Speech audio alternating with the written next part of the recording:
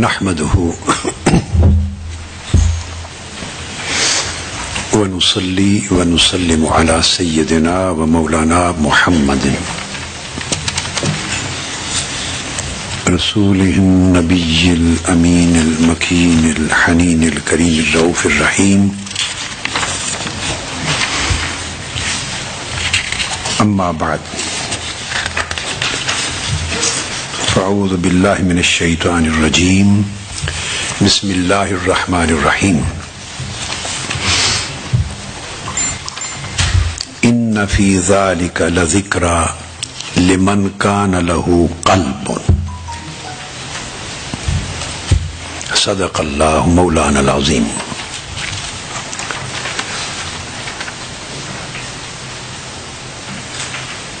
یہ آیہ کریمہ کا ایک حصہ ہے سورہ قاف اور سورہ کا نمبر ہے 50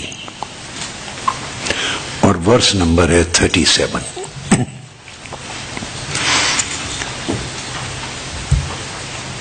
اس میں اللہ رب العزت نے یہ ارشاد فرمایا کہ ہم نے قرآن کی صورت میں جو اپنے بندوں کو اوامر اور نواہی انجنکشنز دیے ہیں، کمانڈمنٹس دی ہیں، dos and don'ts, acts of commissions and acts of omissions, یہ جو احکام دیے اور پھر اس میں ریوارڈز اور ایوارڈز، وعد اور وعید، جنت اور دوزخ کے بارے میں بیان کیا ہے، پھر ترغیب اور ترہیب کا بیان کیا ہے، لوگوں کو نیک اور اچھے کاموں کی طرف دعوت دی ہے، انوائٹ کیا ہے، اور برے کاموں سے ان کو روکا ہے، منع کیا ہے، دور رہنے کا حکم دیا ہے، اور اس طرح اپنی نعمتوں کا اور اپنی نشانیوں کا جو بیان کیا ہے، یہ سب چیزیں بیان کرنے کے بعد ارشاد فرمایا ان فی ذلک لذکرا. تو قرآن کے اس بیان میں نصیحت ہے، ایڈمونیشن، نصیحت ہے، بڑا بینیفٹ ہے، فائدہ ہے، مگر کسے؟ فرمایا لمن کان لہ قلب، اسے فائدہ ہے جس کے پاس دل ہے. یہ فائدہ اسی کو ہوگا جو صاحب دل ہے. یہ آیت کریمہ میں نے اس لیے پڑھی کہ کل کے موضوع کے ساتھ ہمارا تعلق جڑ جائے اور آپ کو معلوم ہو کہ آج بھی قلب کے یعنی حیات قلب، دل کی زندگی کا موضوع آج بھی نشست میں جاری رہے گا.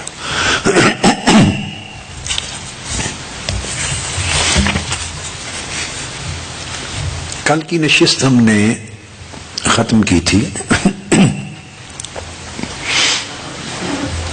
ایک نقطے پر، اور بیان اس میں یہ کر رہا تھا کل کی نشست میں کہ معرفت دل کی زندگی کا نام ہے. دل زندہ ہو جائے تو اس کو معرفت مل گئی.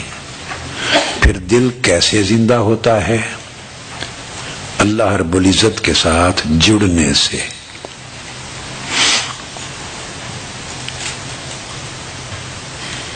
دل زندہ ہوتا ہے، اور بندہ اللہ رب العزت کے ساتھ اپنے دل کو جوڑ نہیں سکتا جب تک اللہ کا غیر، یعنی وہ چیزیں جو اللہ کو ناپسند ہیں، جو اللہ سے دور لے جانے والی ہیں، وہ اگر دل میں رہیں تو اللہ اس دل میں نہیں آتا. تو ان سے انخلا ہو، دل خالی ہو، تو پھر اللہ رب العزت اس دل میں اترتا ہے، اپنا نور اس دل میں ڈالتا ہے. پھر بندے کے دل کا، قلب کا تعلق اللہ سے قائم ہوتا ہے، اور یہ تعلق اور یہ اتصال، اللہ سے جڑنا، بندے کے دل کو زندہ کرتا ہے. اور دل کی یہ زندگی معرفت بنتی. اس مضمون کو بیان کرنے کے بعد اینڈ پر میں نے یہ کہا تھا کہ یہ جو دلوں کا معاملہ ہے، دل زندہ کس طرح ہوتے ہیں اور مردہ کس طرح ہوتے ہیں. صاف ظاہر ہے کہ نیک اعمال بندے کو دلوں کی زندگی کی طرف لے جاتے ہیں. نیکیاں یاد رکھ لیں، طاعت، عبادت، حسن اخلاق، حسن معاملات، صدقات، خیرات، تلاوت قرآن، اللہ کا ذکر، توبہ، استغفار، خدمت خلق، احسان، یتیموں کی پرورش، علم کا حاصل کرنا، علم نافع حاصل کرنا، علم نافع کا آگے پہنچانا، دین کی خدمت کرنا، انسانیت کی خدمت کرنا، یہ سارے نیک اعمال. بڑوں کی عزت و تکریم کرنا، دوسروں پر احسان کرنا، نرمی کرنا، سخاوت کرنا، محبت کرنا، بلائی کرنا، جتنے بھی نیک اعمال ہیں، خواہ وہ عبادات کی شکل میں، عبادات کی شکل میں، خواہ وہ معاملات کی شکل میں ہے، خواہ وہ اخلاق اور آداب کی شکل میں ہے. اور یاد رکھ لیں، خواہ ان کی نیچر ریلیجیس ہے، خواہ ان کی نیچر سیکولر ہے. جو ایکٹس ہیں اٹ سیلف، ان کی نیچر ریلیجیس ہے یا ان کی نیچر ان ایکٹس کی، اعمال کی اٹ سیلف نیچر سیکولر ہے. وہ سارے اعمال جو اللہ کی رضا کے لیے، اللہ کے حکم اور اللہ کے امر کی تعمیل کی نیت سے، انہیں اللہ کا حکم جانتے ہوئے، اللہ کی رضا کا سبب اور باعث جانتے ہوئے، اللہ کی بارگاہ میں قربت کا ذریعہ جانتے ہوئے، اللہ کو راضی کرنے کے لیے، سمپل لفظ سمجھ لیں، اللہ کو راضی کرنے کے لیے وہ اعمال جنہیں اللہ اور اللہ کے رسول نے حکم دیا ہے اور پسند فرمایا ہے، خواہ وہ کسی طرح کا ہی کیوں نہ ہو، تو ان سارے اعمال کو انجام دینا وہ اعمال صالحہ کہلاتے ہیں. تو یہ سارے اعمال صالحہ لیڈ کرتے ہیں ٹورڈز لائف آف ہارٹ، دل کی زندگی کی طرف لیڈ کرتے ہیں. اور اعمال بد، اعمال سیئہ، معصیت، گناہ، اللہ کی نافرمانی، ظلم، غفلت، دوسروں پر زیادتی، جہالت کے کام، غصہ، جبر، ناانصافی، حق تلفی، یہ جتنے گناہ کے کام ہیں، اور وہ گناہ کے کام پھر خواہ ان کی نیچر ریلیجیس ہو، خواہ ان کی نیچر سیکولر ہو، دنیاوی نوعیت کے کام ہو، تو وہ سارے کام جو اللہ کی ناراضگی کا باعث بنتے ہیں، جو بندے کو اللہ سے دور کرنے والے ہیں، اللہ کو ناراض کرنے والے کام ہیں، وہ سارے کام الٹیمیٹلی دلوں کو مردہ کرتے ہیں، دلوں کو موت دینے کا سبب بنتے ہیں. یہ ایک بیسک چیز ہے. اب یہاں پر میں آپ کو خلاصہ دے رہا ہوں، ابھی جو کل جہاں پر بات ختم کی اس کے ساتھ جوڑ رہا ہوں، تاکہ آپ کی جو مائنڈز ہیں، نوٹس ہیں، دل و دماغ ہیں، کنیکٹ ہو جائیں اس کے ساتھ. تو یہ بات کہہ کر میں نے پھر اینڈ پر یہ کہا تھا کہ جو بھی عمل آپ کرتے ہیں یا فعل صادر کرتے ہیں، any act, any did you perform,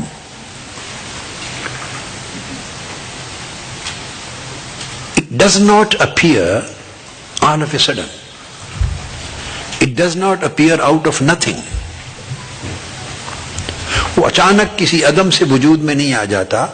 جو فعل نیکی کا ہو یا گناہ کا ہو جو آپ پرفارم کرتے ہیں، اس کے پیچھے ایک سٹوری ہوتی ہے، وہ ایک مرحلے اور سٹیپس ہوتے ہیں جو نظر نہیں آ رہے ہوتے، نظر اس وقت آتا ہے جب وہ فعل اپیئر ہو جاتا ہے. Whatever you decided to do, whatever you thought to do, whatever you desired to do, whatever you wanted to do, nobody can see it.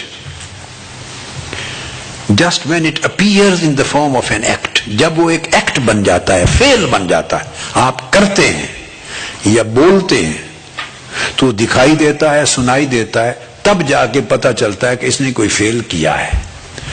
تو وہ جب فیل کیا، اس نے نظر آ گیا، مگر اس کا مطلب یہ نہیں کہ وجود میں ہی اب آیا ہے. نہیں، اس کے پیچھے ایک سٹوری ہے، اور میں نے کہا اس کے 10 مرحلے ہیں جن سے سٹیپ بائی سٹیپ گزر کے کسی ایک تھاٹ نے فیل کی شکل اختیار کی ہے. تو اس کو یہ سارا اس کو معاملۃ القلب کہتے ہیں کہ ایک چیز کس طرح قلب پر، دل پر اثر انداز ہوتی ہے، کیسے چیزیں دل کو پازیٹیولی اور نیگیٹیولی افیکٹ کرتی ہیں، اور دل کس طرح ال ہوتا ہے، سک ہوتا ہے، اور الٹیمیٹلی ڈیتھ ہو جاتی ہے اس کی، کس طرح وہ صحت ہوتی ہے، اس کو ہیلتھ ملنے لگتی ہے، ملتی ملتی حتیٰ کہ وہ بالکل کامل صحت مند اور زندہ ہو جاتا. اس پروسیس کو میں نے بیان کرنا شروع کیا تھا، اور میں نے انیشلی 3 مرحلے تفصیل سے بیان کر دیے تھے. اب میں ان کو بڑا بریفلی ریپیٹ کر رہا ہوں، بریفلی، چونکہ اس پر تفصیلی گفتگو ہم نے کل ان ڈیٹیل کر لی تھی. تو میں نے آپ کو کہا تھا کہ یہ جو معاملۃ القلوب ہے، یعنی آپ اس پوری گفتگو کا کل اور آج کی نشست کو جب ایڈٹ کریں گے تو اس کا نام رکھ سکتے ہیں قلب و معاملۃ القلوب، یعنی دل اور دل کا معاملہ. دل کی زندگی اور موت، دل ڈیٹیل میں لکھیں گے، دل کی زندگی اور موت، اور زندگی اور موت تک دل پہنچتا کیسے ہے، اس کے سٹیجز اور سٹیپس کیا ہیں. 10 سٹیجز معاملۃ القلوب میں. تو پہلا درجہ جو بیان کیا تھا میں نے اس کو کہا تھا، اس کو کہتے ہیں الخاطر. یہ آپ کو یاد ہوگا. الخاطر کو میں نے بڑی ڈیٹیل میں سمجھا دیا. الخاطر کو میں نے آپ کو کہا تھا کہ یہ ایک خیال ہے. خاطر، اس کو آپ انگلش میں مثلا کہتے ہیں اکرنس. کئی بار you say it didn't occur to me, یا you say it occur to me. Occurrence ہوتی ہے ایک ایسی چیز، جسٹ اے تھاٹ اور اے نوشن اور اینی انکلینیشن. یہ چیز اچانک آپ کے دماغ کو سٹرائک کرتی ہے. It strikes a person and that is then quickly removed by another thought, just passes away, goes away. strike کرتی ہے کوئی ایک thought اور پھر فوری ایک لمحے میں کوئی اور thought آ جاتی. it is replaced, it is removed by that. تو یہ just occurrence ہوتی ہے in the mind of a, in the mind میں like of a passing thought ہوتی ہے. یہ passing thought بس گزر جاتی ہے. اس کو خاطر کہتے ہیں. اینڈ پر میں یہ بات آپ کو سمجھاؤں گا، چونکہ بگننگ ہوتی ہے خاطر سے، اس کی جمع ہے الخواطر پلورل. یاد رکھ لیں تو خاطر اچھی بھی ہوتی ہے اور بری بھی ہوتی. اچھی ہوگی تو وہ یہی 10 مرحلے گزر کر وہ دل کو زندہ کرے گی، وہ لیڈ کرے گی ٹورڈز لائف آف ہارٹ، دل کی زندگی کی طرف. بری ہے تو وہی لیڈ کرتے کرتے دل کی موت تک جا پہنچے گی. تو خواطر اچھے بھی ہوتے ہیں اور خواطر برے بھی ہوتے ہیں. تو خواطر رحمانی بھی ہوتے ہیں، خواطر شیطانی بھی ہوتے ہیں. اور یہ بھی ذہن میں رکھ لیں کہ خواطر تمام نفوس کو بھی، وہ بھی سبجیکٹ ٹو خاطر ہوتا ہے. Every civil, every heart, every mind, every single soul, every single heart, every single mind is subject to al-khatir. یہ جو اکرنس آف اے تھاٹ ہے یہ ہر دل، ہر دماغ، ہر قلب، ہر روح اس پر وارد ہوتا ہے. یہ وارد ہوتا ہے، ہر ایک پر وارد ہوتا ہے. نیکوں پر بھی، اولیاء اور صالحین پر بھی خواطر آتے ہیں. عرفاء، کتبوں، غوثوں پر، سب اولیاء صالحین پر بھی الخواطر. وہ خواطر اوریجنیٹ ہوتے ہیں مالا اعلیٰ سے، نور سے، اوریجنل طاعت کے. اور برے لوگوں پر شیطانی نفسانی خواطر بھی آتے ہیں. تو اب دیکھنا یہ ہے کہ جب وہ خاطر آتا ہے ایک اکرنس کی طرح تو گزر جاتا ہے. دوسری چیز میں نے آپ کو بتائی تھی کہ پھر حدیث النفس. حدیث النفس کا میں نے کہا کہ وہ تو آیا، ایک اکرنس تھی، گزر گئی، اٹ پاسڈ اوے، مگر اس کے بعد وہ اپنے پرنٹ چھوڑ گئی.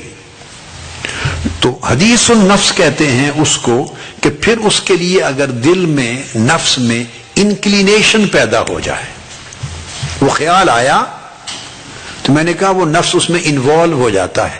وہ انوالومنٹ کیا ہے؟ You feel some inclination towards that occurrence of thought. اس ایک آئیڈیا اور خیال کے جو گزر گیا آ کر، اس کے لیے ایک رجحان طبیعت کے اندر، ایک رغبت، ایک پسندیدگی، ایک چاہت، ایک فیلنگ، اس کے لیے گڈ فیلنگ پیدا ہو جاتی. اور اس کے نتیجے میں کیا ہوتا ہے، جب وہ پیدا ہوتی ہے تو وہ اس فیلنگ کے ساتھ آپ انکلائنڈ فیل کرتے ہیں اس کام کی طرف. یہ انکلینیشن ہوتا ہے. اور یہ انسپیریشن بھی ہے. یہ درجہ، یہی انکلینیشن، یہ درجہ انسپیریشن تک جاتا ہے تو آپ انسپائر ہو جاتے ہیں اس سے. یہ حدیث النفس کہتے ہیں. یعنی نفس اس کی بات کرتا ہے، اس کا ذکر کرتا ہے، اس کی یاد کرتا ہے، اس کو چاہنے لگتا ہے، اس کی طرف رجحان ہو جاتا ہے، رغبت ہو جاتی. تیسری چیز میں نے بیان کی تھی الہم. تو جو الہم ہے یہ ایسپیریشن ہے. ہم کے لیے آپ سمجھیں، جو میں لفظ آپ کو یوز کروں گا وہ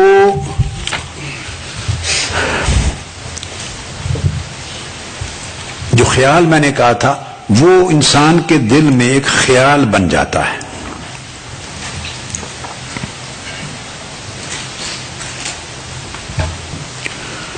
بعض اوقات کتابوں میں بعض جب ٹرانسلیٹ کرتے ہیں تو ہم کے لفظ کے لیے ریزولوشن کا لفظ لکھ دیتے ہیں بعض اسکالرز یا بعض ٹرانسلیٹرز. وہ درست نہیں ہے. وہ الہمہ ہے. اسی ہم سے نکلا ہے لفظ ہمہ. ہمہ ریزولوشن ہے. یہ بہت آگے کی سٹیج ہے. ہم اس کے پہلے کی سٹیج ہے. تو ہم صرف وہ ایک تھاٹ ہے جو اب پہلے اکرنس تھی، پھر اس کے لیے انکلینیشن پیدا ہوا، پھر وہ تھاٹ بن گیا بندے کے اپنے دل و دماغ میں. اب وہ پہلے گزر گئی تھی، اب وہ تھاٹ آ گئی. جب وہ تھاٹ اس کے اندر رک جاتی ہے، ذہن میں آ جاتی ہے، جگہ پا لیتی ہے، سٹے کرتی ہے، تو اس کو ہم کہتے ہیں. تو ہم ارادہ نہیں ہے مگر ارادے سے ملتی جلتی چیز ہے. سو یہ بندے کا یہ وہ جگہ ہے ہم، جہاں اب بندہ اس تھاٹ کی اکرنس کو جو گزر گئی تھی اس کو اون کر لیتا ہے، اسے اون کر لیتا ہے. اب اسے اپنی تھاٹ بنا لیتا ہے انکلینیشن کی سپورٹ سے، نفس کی رغبت کی سپورٹ سے اپنی تھاٹ بنا لیتا، اون کرتا ہے. یہاں تک میں نے بیان کیا تھا. اب یہاں میں ایک حدیث کوٹ کروں، آپ کو اس کے مفہوم کی سمجھ آ جائے گی، بڑی دلچسپ. آقا علیہ الصلوۃ والسلام نے فرمایا من ہم بحسنۃ، جس شخص نے کسی نیکی کا، اب جب ترجمہ جو بھی ٹرانسلیٹر کرے گا وہ کرتے ہیں جس نے ارادہ کیا، لیکن اب اس کی ڈیپتھ میں جاتے ہوئے میں نے ہم، ہمہ اور ارادہ میں فرق کر دیا ہے. عام ٹرانسلیشن کرتے ہوئے ارادہ کر دیتے ہیں کہ جس نے کسی نیک کام کرنے کا ارادہ کیا، یعنی خیال کیا، اس کا مطلب ہے خیال، تھاٹ۔ ہم کا مطلب کیا ہے کہ اب وہ جو اکرنس تھی وہ اس کا خیال بن گیا ہے۔ تو اس کا مطلب ہے جس کے دل میں نیک کام کرنے کا خیال آیا، یعنی اس کے ارادے کی بھی ابتدا ہوئی، جسٹ بگننگ ہوئی، یہ خیال اس نے اون کیا کہ یہ نیک کام کروں۔ جب وہ نیک کام کا خیال آیا تو اس کا مطلب ہے کوئی 2 مرحلے وہ پہلے گزر چکا تھا۔ خاطر چونکہ تیزی سے ایک چمک ہوتی ہے جو گزر جاتی ہے، تو ایک وہ چیز کہیں نہ کہیں سے اس کو آئیڈیا کلک ہوا تھا، اکرنس، پھر اس سے انکلینیشن پیدا ہوئی تھی، اور اس نے اس کو خیال میں بدل دیا، اس کو رغبت دے دی۔ تو آقا علیہ السلام نے فرمایا جس نے کسی نیک کام کا حسنہ کا ارادہ کیا، یعنی خیال کیا، وَلَمْ يَعْمَلْهَا، مگر اس پر عمل نہ کیا۔ عمل وہ لاسٹ سٹیج ہے جس پر ہم جانا چاہتے ہیں، عمل نہیں کیا، تو فرمایا اس کے لیے بھی ایک حسنہ لکھ دی جاتی ہے، اس کے لیے بھی حسنہ، اور اگر اس نے عمل کر دیا تو 10 اجر لکھ دیے جاتے، عمل کر دیا تو 10 اجر لکھ دیے جاتے، 10 ریوارڈز۔ اور اگر اس نے صرف ہم کیا، یعنی خیال کیا مگر عمل نہ کیا، تو اس کے لیے بھی 1 اجر لکھ دیا جاتا ہے۔ پھر ارشاد فرمایا من ہم بسیئۃ، اور جس شخص نے کسی برے کام کا اسی طرح ارادہ کیا، اور ارادہ میں ٹیکنیکل سینس میں نہیں کہہ رہا، عمومی سینس میں ترجمہ کرنے کے لیے، یعنی خیال کیا۔ آپ دیکھیے آقا علیہ السلام نے من ارادہ نہیں فرمایا، آپ ارادہ بھی فرما سکتے تھے، یعنی کتنا جینرس ہے اسلام۔ اور آقا علیہ السلام کی جنروسٹی اور کائنڈنس، سخاوت دیکھیے کہ ارادہ تو ابھی آگے چل کے آنا ہے، فرمایا نیک خیال ابھی ارادے تک بھی نہیں پہنچا، ابھی صرف خیال تھا۔ جب آپ درجے پڑھ لیں گے نا تو پھر آپ فرق کریں گے، یعنی نیک کام کا ابھی خیال تھا، ابھی وہ ارادے کی سٹیج پر بھی نہیں پہنچا تھا، ہم خیال تھا مگر کام نہیں کیا، روک دیا، ذہن بدل گیا، نہیں کر سکا، تب بھی اللہ اس کو 1 اجر دے دیتا۔ اب اس کا مطلب یہ ہوا کہ جو گفتگو ہم کر رہے ہیں کل اور آج سے، تو گویا ہم اور ہم کی ایک حقیقت ہے، ورنہ بلا حقیقت شے پہ اجر نہیں ملتا،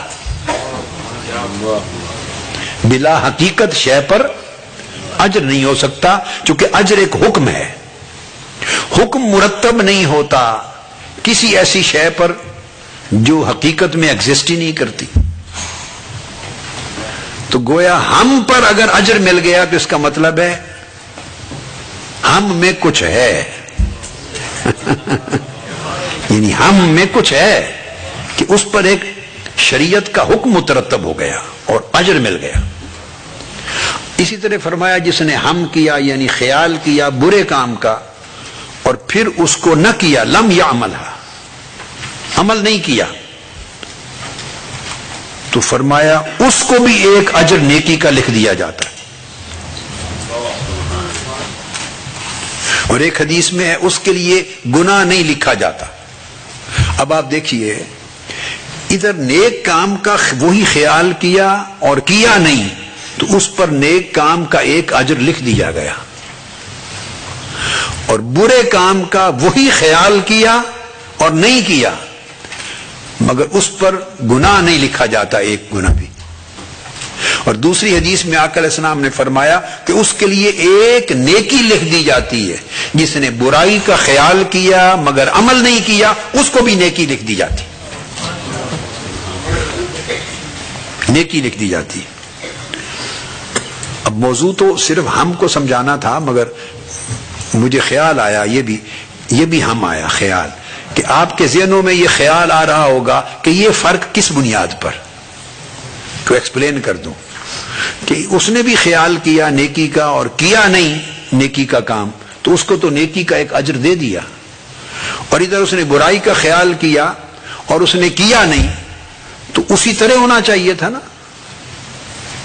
نیکی کے خیال کیا اور نیکی نہیں کی تو اس کو اجر مل گیا، تو برائی کا خیال کیا نہیں کی تو اس کو بھی برائی کا کچھ اس کو بھی ایک درجہ لکھا جانا چاہیے نا، لیکن نہیں.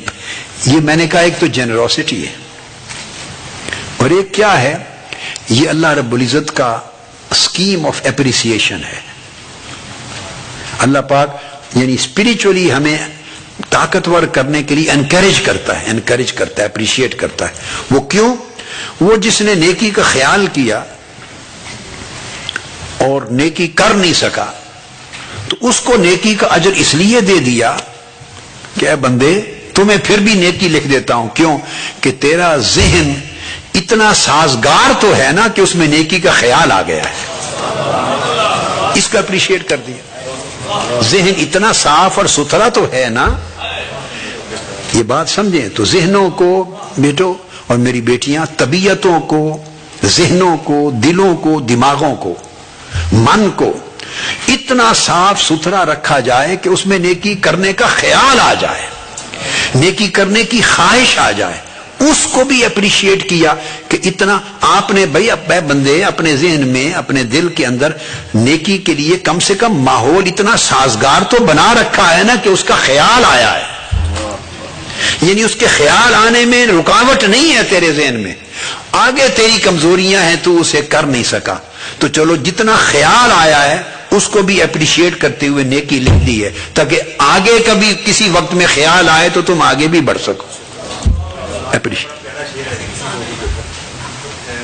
نہ کردہ گناہوں کی بھی حسد کی دل داد، نہ کردہ گناہوں کی بھی حسد کی دل داد، یا رب اگر ان کردہ گناہوں کی سزا ہے. تو یہ، اور دوسرا جو کہ اگر گناہ کا خیال کیا، برائی کا، اور برائی نہیں کی تو اس کو بھی نیکی درجے میں نیکی لکھ دی جائے گی. اب ادھر بھی اپریسیشن ہے، ادھر بھی اپریسیشن ہے. وہ کیا کہ اے بندے ٹھیک ہے، پہلی سٹیج تو تیری ایسی نہیں تھی کہ اس میں برائی کا خیال نہ آئے. اتنا طاقتور تو نہیں تھا تیرا ماحول دماغ کا کہ برائی کے خیال کو ہی روک سکے، وہیں دروازے پر ہی روک سکے. وہ خیال تو آ گیا، کوئی بات نہیں، تو انسان ہے، بشر ہے. اس برائی کا خیال تو آ گیا مگر تو نے برائی کو کیا نہیں. اس کا مطلب ہے آگے تیرے اندر اتنی مضبوطی تو ہے کہ تو نے خیال آنے کے باوجود روک لیا. تو یہاں اس کے روکنے کو اپریشیٹ کیا جا رہا ہے، اور اس کے روکنے کے عمل پر اس کو نیکی دی جا رہی ہے، مارکس دیے جا رہے ہیں کہ نیکی، تم نے نیکی کی. یعنی گناہ کو ہونے نہیں دیا، اس کو بھی نیکی میں شمار کر دیا کہ تم نے اتنا ڈیفنس کر لیا اپنا.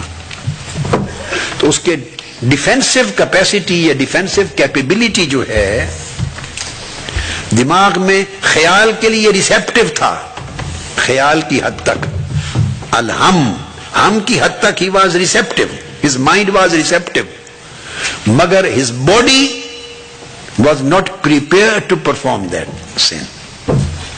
تو وہ پروٹیکٹیو تھی. تو مائنڈ ریسیپٹیو تھا گناہ کے لیے، اور باڈی یا اس کے مائنڈ کا اگلا حصہ پورا کا پورا مائنڈ، کیونکہ کئی مرحلے مائنڈ پہ ہی پڑے تھے نا، وہ پروٹیکٹیو بھی تھے. تو اگر اس نے ریسیو کر لیا، خیال لے لیا، مگر تو اس نے اس کو دفع بھی کر دیا خیال کو، تو بندے تیرے لیے نیکی لکھ دی. یہ سارا پروسیس دیکھیں آپ، مائنڈ کے اندر ہو رہا ہے. تو یہ ہے تیسرا جو سٹیج کیا، جس کو ہم کہتے ہیں. اب یہاں وہ خیال ہو گیا بندے کا. پہلے خیال صرف گزرا تھا، وہ جو گزرا تھا اس کو خاطر کہا تھا. نمبر 2، خیال اچھا لگنے لگا. یہ خیال کی صدائے باز گشت، ایکو ہوتی ہے، ایکو، اس کی جو آواز ہے، گونج، وہ سنائی دینے لگی. اس خیال کی گونج وہ حدیث النفس ہو گئی، انکلینیشن بن گئی. اب اس سے ایسپیریشن پیدا ہو گئی، تھاٹ بن گیا وہ تیرا، تیرے اندر وہ خیال آ گیا، رہنے لگا، ہم ہو گیا. اب آگے الفکر، چوتھی سٹیج پھر الفکر کی ہے. وہ ہم کے بعد آتا ہے فکر. اب فکر کہتے ہیں، یاد رکھ لیں ذہن میں کہ سوچ کو صرف نہیں کہتے. عام طور پہ ہم افکار کے لفظ کو یوز کرتے ہیں فکر، مگر نہیں، فکر ڈیزائر کو کہتے ہیں. یعنی اس کی وہ جو تھاٹ تھی وہ اس کی خواہش میں بدل گیا. جب اس کی وہ خواہش ہو گئی، وہ فکر، تو اس کو کہیں گے ڈیزائر. یہ اس کی چاہت بن گئی. یہ اس سے اگلی سٹیج ہے، چاہت بن گئی فکر. تو فکر اس کے ہم سے اور آگے، ہم اس میں خیال تھا، تھاٹ تھا، اور فکر کی سطح پہ اس کی اونرشپ اور بن گئی ہے، بڑھ گئی ہے کہ اس میں اس کی چاہت اور ڈیزائر اور اس کی ولنگنس ایڈ ہو گئی، اس کی خواہش ایڈ ہو گئی، وہ ڈیزائر بن گیا. اب آپ دیکھیں کوئی بھی عمل جب آتا ہے تو بڑی باریک فرق ہے، مگر ان مرحلوں سے گزرتا ہے. ان مرحلوں سے گزر کے پھر وہ اس کی ڈیزائر بنتی ہے. ڈیزائر کی سٹیج پر وہ کافی وقت لیتا ہے. ڈیزائر یعنی فکر کافی زیادہ وقت تک سٹے کرتا رہتا ہے.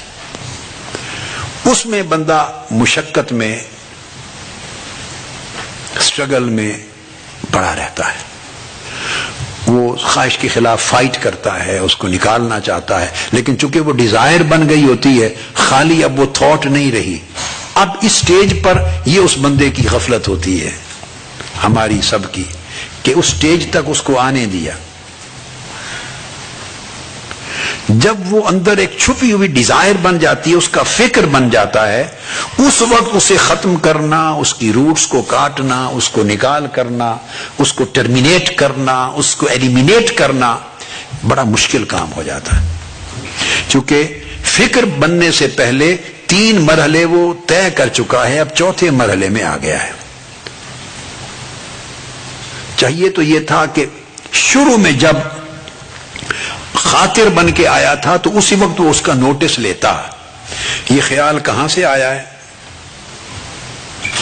اگر نیکی کی خاطر آئی، نیکی کی ایک اکرنس آئی، تو وہ ایک گلیم آف لائٹ ہوتی ہے، ایک روشنی ہے، ایک چمک ہے، کرن ہے، اور وہ سڈن گلیم آف لائٹ ہوتی اچانک ہے.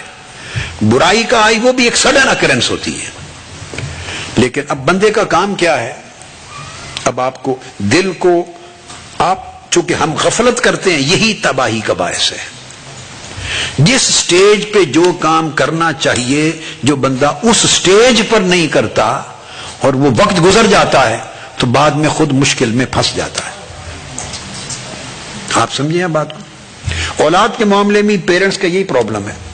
جس سٹیج پر انہیں خاص ماڈل میں ڈالنا چاہیے، جس سٹیج پہ انہیں تربیت کرنی چاہیے، جس سٹیج پہ انہیں جائز ناجائز کا فرق سکھانا چاہیے، اور تربیت سے ان کی پرورش، صحیح نیک پرورش سے انہیں ایک رخ پر لگانا چاہیے، وہ سٹیج ہم گزار دیتے ہیں صرف لاڈ اور پیار میں اور بے پرواہی میں. حقوق اور فرائض میں توازن نہیں کرتے. جب وہ سٹیج گزر جاتی ہے، یہ بالکل آپ کو مثال بڑی آسانی سے سمجھ میں آ جائے گی. وہی بچے بچیاں جب اس سٹیج سے گزر کے وہ 11-12 سال کی ایج تک جب پہنچتے ہیں، تو پھر بڑا ڈیفیکلٹ ہو جاتا ہے، ان کی عادات بن جاتی ہیں. وہ اب خاطر سے بھی گزر گئے ہیں. یہ میں الفاظ ایسے ہی آپ کو سمجھانے کے لیے استعمال کر رہا ہوں، اپلیکیشن اس کی ٹیکنیکلی صحیح نہیں ہے. تو خاطر کے مرحلے سے بھی گزر گئے ہیں، وہ حدیث و نفس کے مرحلے سے بھی بچے گزر گئے ہیں، وہ ہم کے مرحلے سے بھی گزر گئے ہیں، اب فکر کے مرحلے میں آ گئے. یعنی ان کی سوچ تھوڑی زیادہ کچی پکی، رائٹ اور رانگ بن گئی ہے. یہ فکر ہے.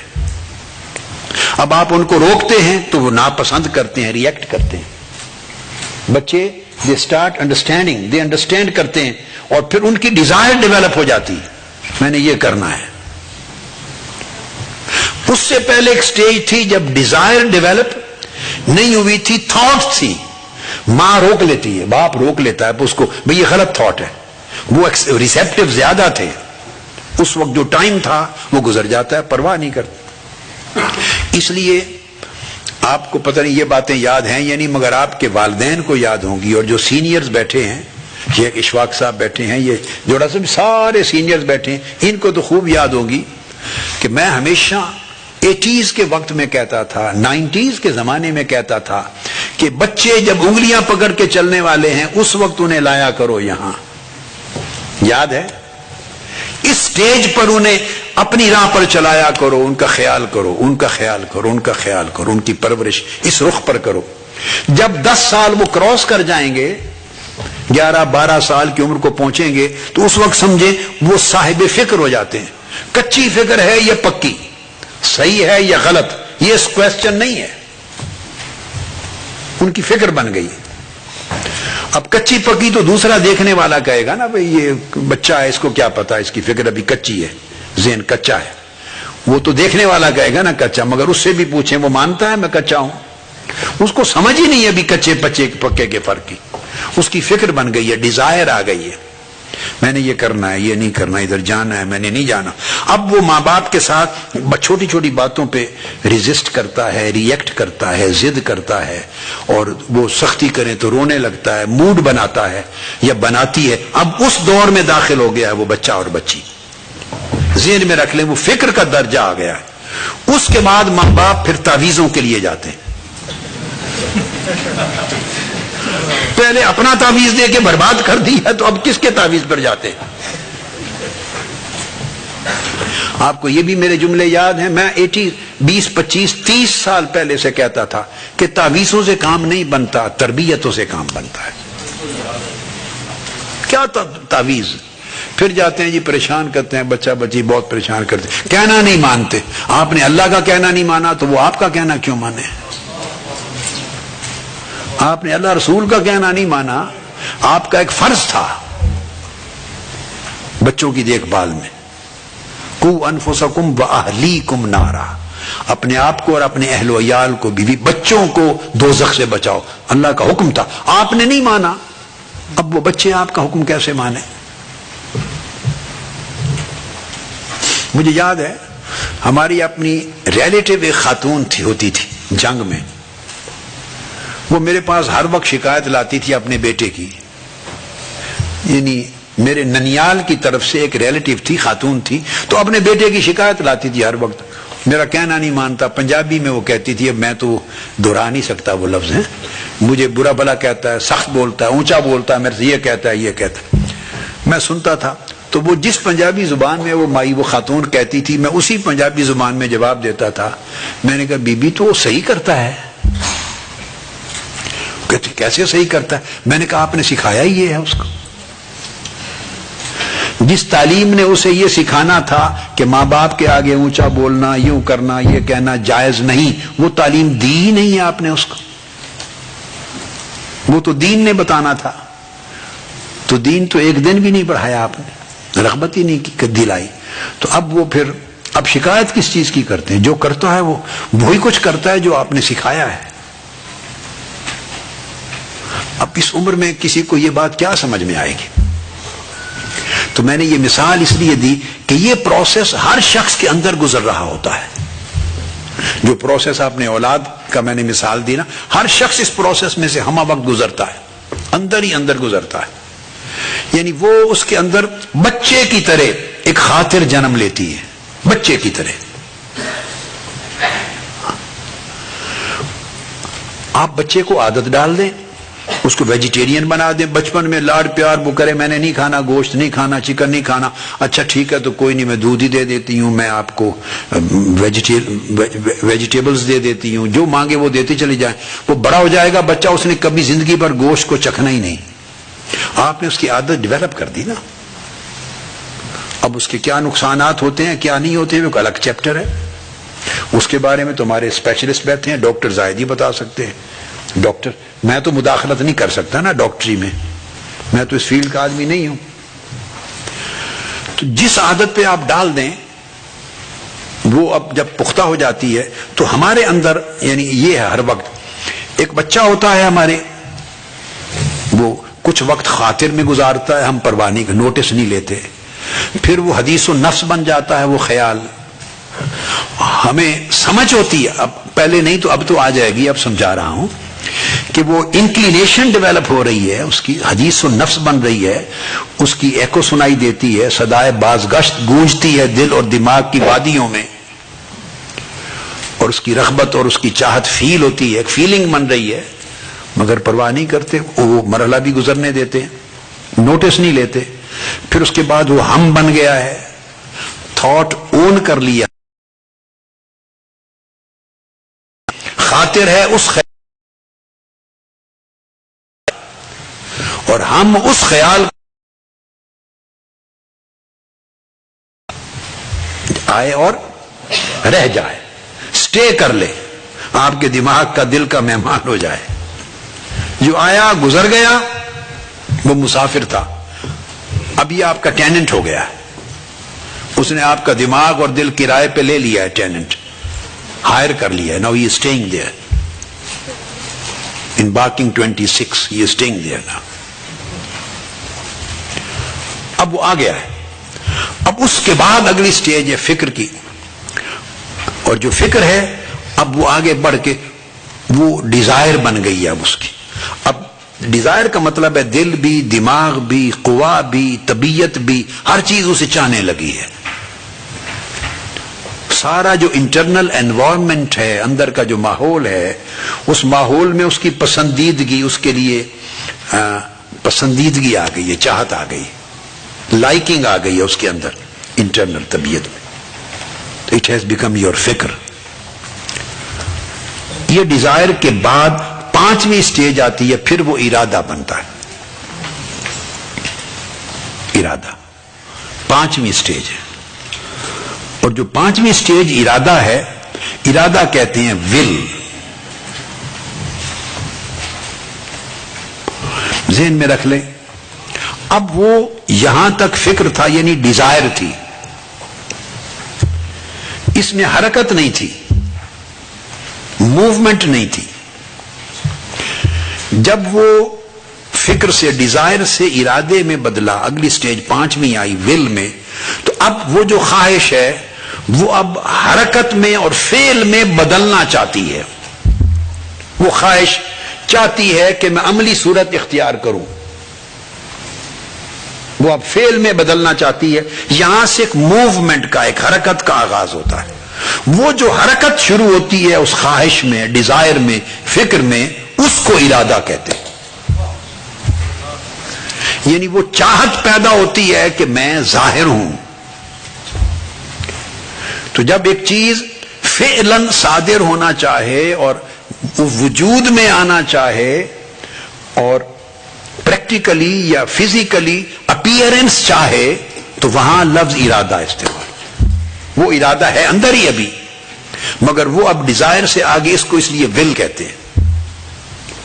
اس لیے اللہ پاک نے جہاں بھی کائنات میں ابتدا میں بھی مختلف چیزوں کو عدم سے وجود میں لانے، عدم سے یعنی جب عدم تھا، اسٹیٹ آف نتھنگ، نتھنگ سے سم تھنگ، جب کریشن کی ابتدا کی، عدم کو وجود میں لانے کی جس جگہ بھی اپنے خیال کا اظہار فرمایا، تو وہاں لفظ ارادہ کہا ہے.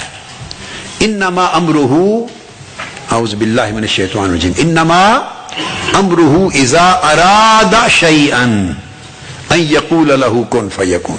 جب وہ ارادہ فرماتا ہے کسی شے کا، یعنی کسی شے کو عدم سے وجود میں لانے اور ظاہر کرنے کا، تو پھر اسے کن کہتا ہے.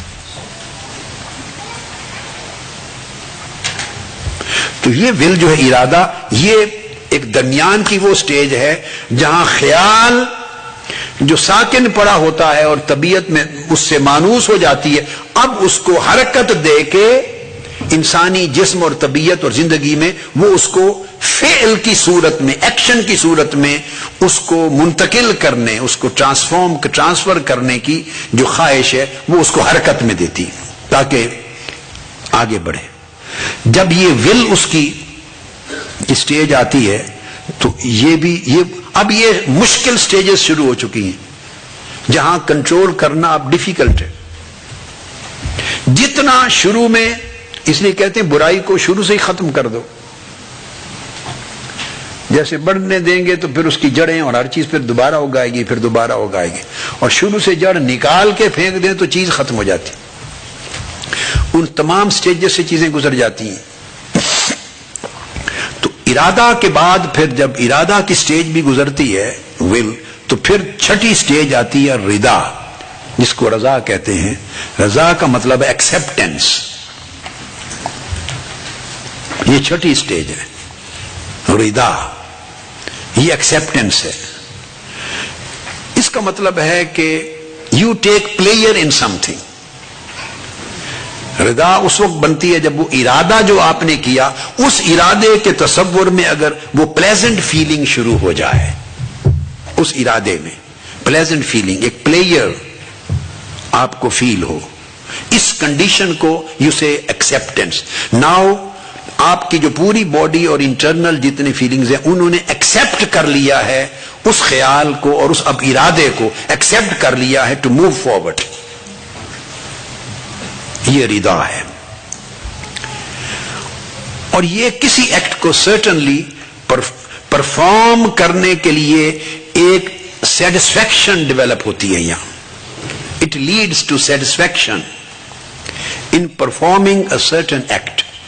یہ جو رضا ہے اس کا مطلب ہے آپ اپنے اندر ایک سیٹسفیکشن، ایک اطمینان، ایک سکون، ایک پلیئر، ایک راحت، ایک خوشی محسوس کرتے ہیں اس ارادے سے جس ارادے کے پیچھے وہ فکر اور خیال ہے اس کے کرنے میں.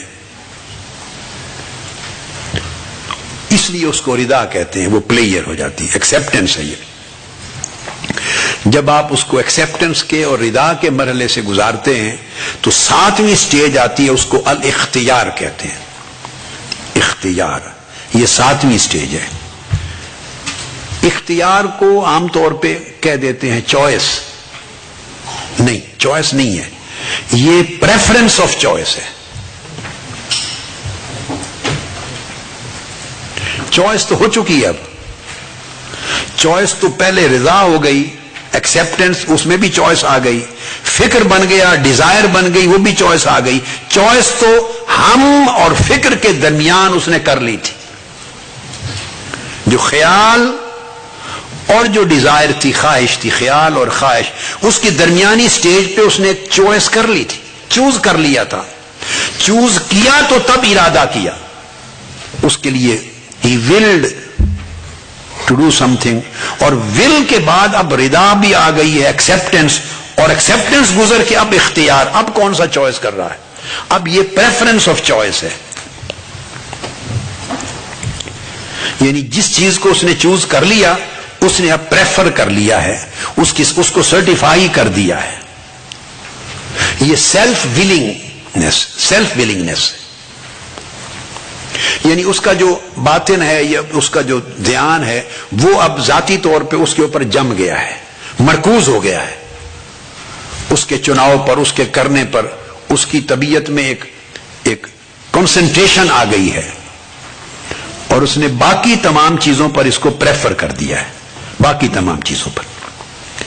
یہ اختیار کہتے ہیں. اختیار کے بعد 8ویں سٹیج ہے پھر النیہ، نیت. اختیار عربی میں بھی وہ استفاء اور اختیار یعنی کسی کو منتخب کر لینا، مصطفیٰ ہونا، منتخب ہونا، منتجب ہونا، منتقا ہونا، یہ سب ایک الفاظ ہیں. یعنی تمام چوائسز میں سے اور آپشنز میں سے ایک کو بہت اچھا سمجھ کے، جس کو اچھا سمجھ کے منتخب کر لینا اور سب کو سب سے ٹاپ پہ رکھ لینا، اس کو اختیار کہتے ہیں. مختار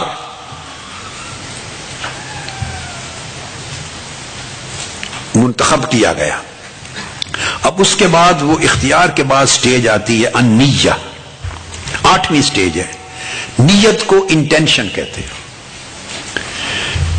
intention to act.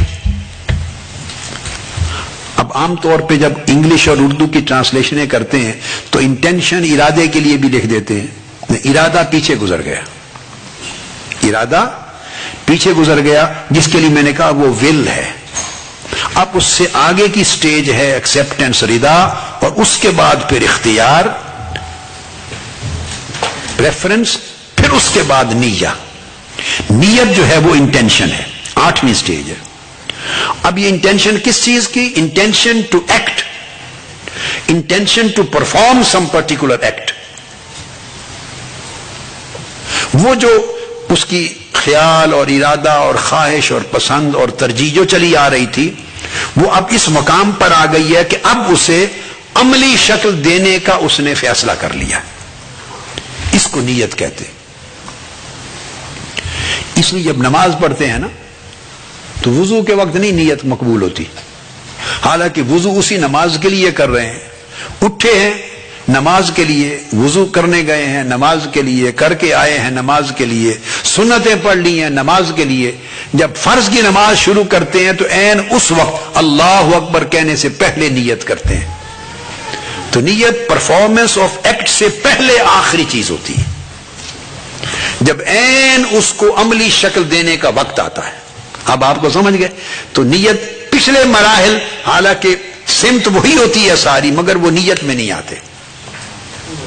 Us time پہ نیت کرنی پڑتی ہے. اس پر احناف اور شواف دیگر مذاہب کا فرق ہے. احناف کہتے ہیں زبان سے نیت کرے یہ سنت ہے، اس کو واجب، اور دل کی نیت واجب. اور شواف کہتے ہیں صرف دل سے نیت کر لیا وہ کافی ہے، زبان سے الفاظ بولنے کی ضرورت نہیں. یہ الگ بحث ہے کہ نیت الفاظ پر مشتمل ہے یا صرف دل کے فیصلے پر مشتمل ہے. تو نیت قلبی بھی کافی ہے، مگر وہ آخری لمحے عمل شروع کرنے سے پہلے جو سٹیج ہے وہ نیت ہے. تو نیت اس وقت ہوتی ہے جب سارے مراحل مضبوطی سے مکمل ہو چکے ہوتے ہیں. یہ 8ویں سٹیج ہے. جب انسان نیت کرتا ہے تو اس کے بعد 9ویں سٹیج ہے العزیمہ. اس کو عزم بھی کہتے ہیں، عزم العزیمہ. یہ ریزولوشن ہے. صوفیاء بعض اوقات الہمہ کا لفظ بھی یوز کرتے ہیں، عظیم الہمہ، مگر عزم اور عزیمہ فرمنس، یہ فرمنس ہے، ریزولوشن ہے، یہ ڈٹرمینیشن ہے. نیت کے بعد عزیمہ ڈٹرمینیشن ہے. یہ جو انٹینشن کیا تھا ارادہ، اس میں سمجھو سرٹیچیوڈ یا ایسی فرمنس کا اضافہ ہے. It is addition to intention. Firmness کا، ڈٹرمینیشن کا، سرٹیچیوڈ کا، اس کو مضبوط کر دیتے ہیں آپ. تو یہ عزیمہ 9ویں سٹیج تھی. 10ویں سٹیج پھر ہے القصد. القصد. اب قصد کو بھی اردو میں ترجمہ کرتے ہوئے لکھ دیتے ہیں ارادہ. اردو کا دامن بہت سی زبانوں سے بہت زیادہ وسیع ہے، مگر عربی کے مقابلے میں پھر اس کا دامن تنگ ہو جاتا ہے. اردو کا دامن بہت وسیع ہے زبانوں کے مقابلے میں، بہت. انگلش کے مقابلے میں تو بہت ہی وسیع ہے، مگر جب وہ عربی کے مقابلے میں آتی ہے اردو زبان تو اس کا دامن تنگ ہو جاتا ہے. عربی میں ایک ایک لمحے اور کیفیت کے بدلنے کے ساتھ ٹائٹل اور اصطلاح بدل جاتی ہے، تھوڑی سی کیفیت بدلنے سے. تو اردو اتنی سب چیزوں کو کور نہیں کرتی زبان. تو القصد یہ جو ہے یہ ہے فائنل ڈیسیژن. ڈٹرمینیشن کے بعد اب فائنل ڈیسیژن ہے، اس کو القصد کہتے ہیں. 10 درجے مکمل ہو گئے. یہ چھپے ہوئے تھے سارے، اب آپ دیکھ لیں. 10 مرحلے ہیں جو نظر نہیں آتے، جو باطن میں چلتے ہیں، اور انسان ان 10 مراحل کے اندر ایک کشمکش کا شکار رہتا ہے. 10 مرحلوں کے بعد وہ جو خیال چلا تھا، آیا تھا اور چلا تھا، ان مرحلوں سے گزرتا گزرتا وہ منتقل ہو جاتا ہے عمل میں. اس کو فعل کہتے ہیں. وہ 11ویں سٹیج ہے. میں نے جو 10 کہے تھے وہ 10 فعل سے پہلے کے مرحلے تھے. فعل سے پہلے یہ سارے مرحلے دل کے اندر چلتے ہیں. دل ان کے اندر مبتلا ہوتا ہے. دل اور مائنڈ کہیں، ہارٹ کہیں، سول کہیں، یہ ساری چیزیں ایک الگ سبجیکٹ ہے کہ کیا فرق ہے مائنڈ اور ہارٹ اور سول میں، وہ سبجیکٹ الگ ہے. مگر بنیادی طور پہ یہ 10 سٹیجز ساری دل پہ وارد ہوتی. دل ان احوال میں سے گزرتا ہے، کیفیات میں سے، اور ان سچویشنز کو فیس کرتا ہے. اور یہ سب کچھ دل میں ہو رہا ہوتا ہے، یعنی آپ کہہ لیں دل و دماغ میں ہو رہا ہوتا ہے. آپ کو سمجھنے میں آسانی ہو جائے گی. سب کچھ آپ کے مائنڈ اور ہارٹ میں ہو رہا ہوتا ہے، اسی کو سول کہتے ہیں. اس کے اندر یہ بیت رہا ہے. اور اب جب فائنل ڈیسیژن ہو جاتا ہے قصد کا تو اس کے بعد کوئی روک نہیں سکتا، پھر وہ عمل ہو جاتا ہے، فعل صادر ہو جاتا ہے، ظاہری فعل صادر ہو جاتا ہے۔ یہ 11ویں سٹیج ہے۔ اب وہ ظاہر ہو گیا، فزیکل اپیئرنس ہو گئی۔ اب وہ جو فعل اس نے صادر کیا اس کے ریزلٹ کے طور پہ دل پہ پھر سیاہی لگ گئی۔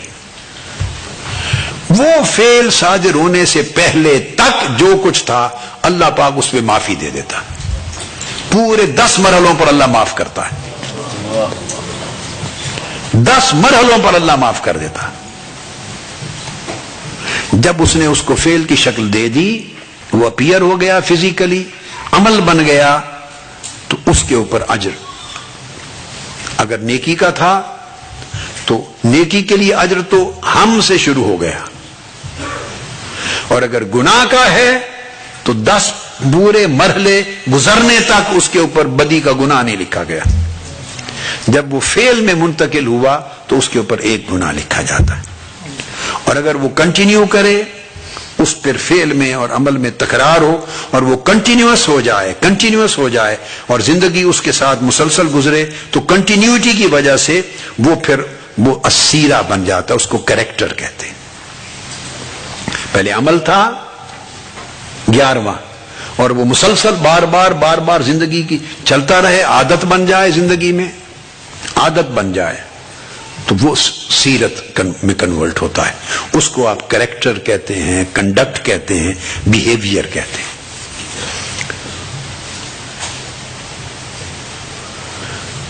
تو اگر آپ آخری مرحلے پر جو مرحلہ تھا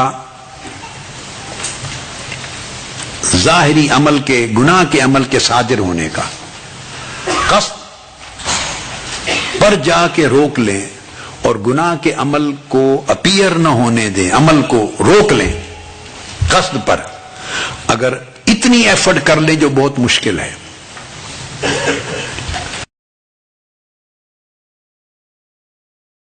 کم درجہ اس کو ملتا ہے۔ اس کو یہ عبادت گزاروں کا مقام ہے۔ کیا یہ عبادت گزاروں کا مقام ہے؟ مؤمنین کے لیے کہ پچھلے سارے معاف ہو گئے تو اس نے مزید جو سیاہی مرتب ہونی تھی دل پر، اور دل موت کی طرف جانا، مریض ہونا تھا، موت کی طرف جانا تھا، اس سے اس نے روک لیا۔ تو یہ عام مومنین کی صورت ہے۔ یہ جو معاملہ قلب ہے یہ حفاظت، کہ دل کو مزید نقصان پہنچانے سے، پہلے دل کمزور تھا اس کو روک نہیں سکا، مگر اب برا عمل ہو جانے کے بعد اس پر سیاہی آئے گی اور وہ مزید بیمار ہوگا، اور اس میں بدبختی اور شقاوت کا آغاز ہوگا۔ اس سے اگر آپ نے خود کو روک لیا آخری سٹیج پہ جا کے تو یہ حفاظت ہے قلب کی، مومنین کے درجے میں یہ سٹیج ہے، مومنین کی، عام بلیورز کی سٹیج ہے کہ آپ نے ہارٹ کو فردر ڈیمیج سے پروٹیکٹ کر لیا۔ It is protection of your heart from further damage. اور اگر آپ نے اس سے ایک درجہ پہلے قصد کے مقام پر ہی روک دیا، یہ عمل صادر ہونے سے روکا، فعل بننے سے، تو آپ کا شمار یعنی مومنین میں حفاظت قلب کرنے والے مومن کے طور پہ ہوا۔ اگر ایک درجہ اور پہلے روک لیا، قصد کا درجہ جو میں بیان کر چکا ہوں، جو درجہ تھا آپ کے فائنل ججمنٹ کا، اس سٹیج پہ روک لیا، تو اس کو یہ درجہ مجتہدین کا کہلاتا ہے۔ وہ عبادت گزار تھے، یہ عبادت گزاروں میں مجتہد تھا کہ جس نے فائنل ججمنٹ ڈیسیژن ہونے پر ہی وہی ختم کر دیا، وہ بطور فعل صادر ہونے کی نوبت یا وہ حرکت ہی نہیں آئی۔ یہ مجتہدین کا درجہ ہے۔ اور اگر آپ نے عزم کے درجے پر، اب میں پیچھے کی طرف چل رہا ہوں، فائنل آپ کو بتا دیا، پیچھے عزم کے درجے پر، اور عزم کا درجہ میں نے آپ کو بتا دیا، فرمنس، ڈٹرمینیشن، اس درجے پر دل کی حفاظت کر لی۔ یہ معاملہ قلب ہے، اس درجے پر حفاظت کر لی، معاملہ قلب کی، دل کے معاملے کی، تو یہ درجہ انابت ہے، منیبین کا درجہ ہے، منیبین، MUNIBEEN، منیبین کا درجہ ہے، یعنی انابت والے، یہ توبہ سے اونچا درجہ ہے، یہ توبہ میں اونچا درجہ ہے، اس پہ روک لیا، درجہ ہے حفاظت قلب کا۔ پھر اس سے پہلے نیت کا درجہ تھا، نیت جس کو میں نے آپ کو کہا تھا انٹینشن تھا عمل کا، تو نیت کے درجے پر اگر آپ نے برائی سے یا گناہ سے دل کو روک لیا تو یہ زاہدین کا درجہ ہے، زاہدین کا درجہ ہے۔ اس سے پہلے ارادہ کی سٹیج تھی، ارادہ میں نے آپ کو بتایا تھا ول، اگر اس سٹیج پر ارادہ سے پہلے رضا اور ارادہ، اس سٹیج پر آپ نے روک لیا تو یہ متقین کا درجہ ہے۔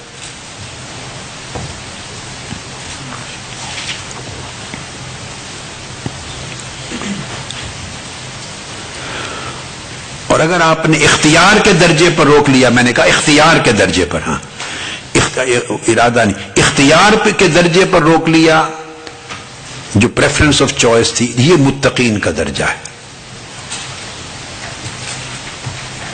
گناہ کے خیال کو اختیار کے درجے پر، پریفرنس آف چوائس کے درجے پر روک لیا تو یہ متقین کا درجہ ہے۔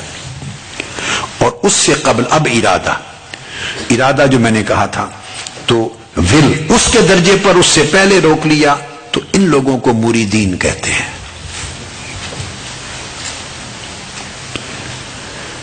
کہ جو گناہ کی چوائس کو پریفر ہی نہیں کرتے،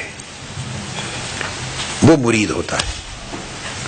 جو گناہ کی چوائس کو پریفر ہی نہیں کرتے، یعنی اس کو پسند ہی نہیں کرتے، اس کے ساتھ سیٹسفائی ہی نہیں ہوتے، اس سے پلیئر ہی فیل نہیں کرتے، یہ مرید ہے۔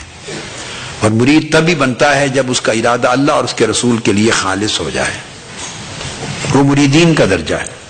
اور اس سے پہلے اگر اس نے حفاظت کر لی اپنے دل کی فکر کے درجے میں، فکر کے درجے میں دل کی حفاظت کر لی تو وہ مخلصین کا درجہ ہے۔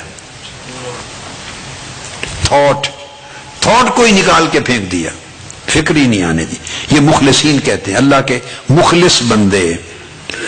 اور اگر اس سے بھی پہلے بندے نے ہم، جو میں نے آپ کو بتایا تھا خیال کی سطح پر اس نے دل کے معاملے کی حفاظت کر لی، دل کی حفاظت کر لی خیال کی سطح پر، تو یہ اوابین کا درجہ ہے، اوابین کا درجہ ہے۔ اور خیال سے قبل اگر اس نے حدیث نفس، جب اس کی گونج ایک بار گزر گیا تھا خیال اور اس کی گونج سنائی دی تھی دوبارہ، تو گونج کے وقت حدیث و نفس کے وقت پر اس نے اگر دور کر دیا، اس کو دفع کر دیا، حفاظت کر لی دل کی حفاظت، تو وہ مقربین کا درجہ ہے، مقربین کا درجہ۔ مقربین کے درجے سے ولایت شروع ہو جاتی۔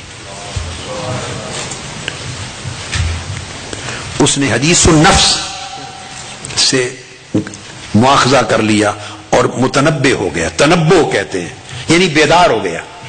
اس لیے اولیاء یقظہ میں رہتے ہیں، بیداری میں رہتے ہیں، اپنے نفس کی سپرویژن کرتے ہیں، اپنے حدیث نفس کی بھی نگرانی کرتے ہیں، چونکہ اس سے پہلی جو چیز ہے وہ اللہ رب العزت نے، وہ پھر آگے بتاتا ہوں، آ گئی ایک بار آ گئی، اللہ پاک وہاں گرفت نہیں کی ہے، تو دوبارہ پھر اگر وہ آئے تو وہ حدیث نفس ہے، اس کی رغبت پیدا ہوتی، تو وہ مدارج مقربین میں سے ہے، جو اونچے درجے کے پھر اولیاء ہیں، ان کا درجہ آ جاتا ہے، وہ اللہ پاک ان کو کہ وہ اس درجے پر روک لیتے ہیں۔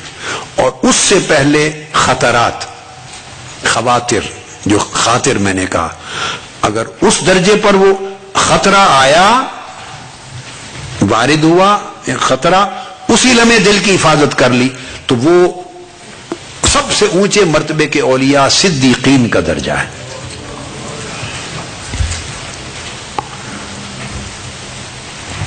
تو افضل ترین حفاظت جس طریق پر اولیاء اللہ پاک کے محبوب مقرب دوست عمل پیرا ہوتے ہیں، وہ خطرات پہ نگاہ رکھتے ہیں، اعمال سیئہ گناہوں اور اعمال پر نہیں، وہ اس کے خطرات پر پہلی چمک جب آئی تھی،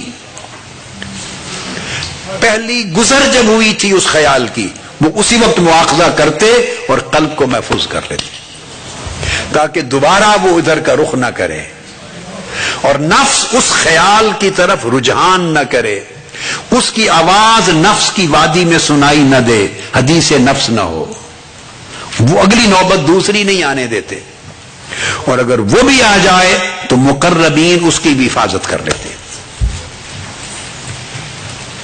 اور اگر وہ خیال بھی بن جائے تو اوابین اس کی حفاظت کر لیتے ہیں، اگر وہ فکر بن جائے تو مخلصین حفاظت کر لیتے ہیں، اگر وہ ارادہ بن جائے تو مریدین حفاظت کر لیتے ہیں، اگر وہ اختیار تک آ جائے تو متقین تقوی والے متقی حفاظت کر لیتے ہیں، اگر نیت کے درجے پر آ جائے تو زاہد لوگ وہ مجاہدہ کرتے ہیں اور زہد عن دنیا سے اس کی حفاظت کر لیتے ہیں، اور اگر عزم کر ہو جائے پختہ ارادہ تو منیبین حفاظت کر لیتے ہیں، اگر فائنل سٹیج قصد کی آ جائے تو مجتہدین ریاضت عبادت میں مجاہدہ کرنے والے، محنت اور ریاضت کرنے والے اس کی حفاظت دل کی کر لیتے ہیں، اور اگر اس سے بھی گزر جائے تو عین عمل پہ آ جائے تو ایک بار عمل صادر ہوا تو اس وقت اس کی حفاظت کر لی کہ دوبارہ عمل خاطر کی طرح پھر صادر نہ ہو، تو وہ عابدین حفاظت کر لیتے ہیں۔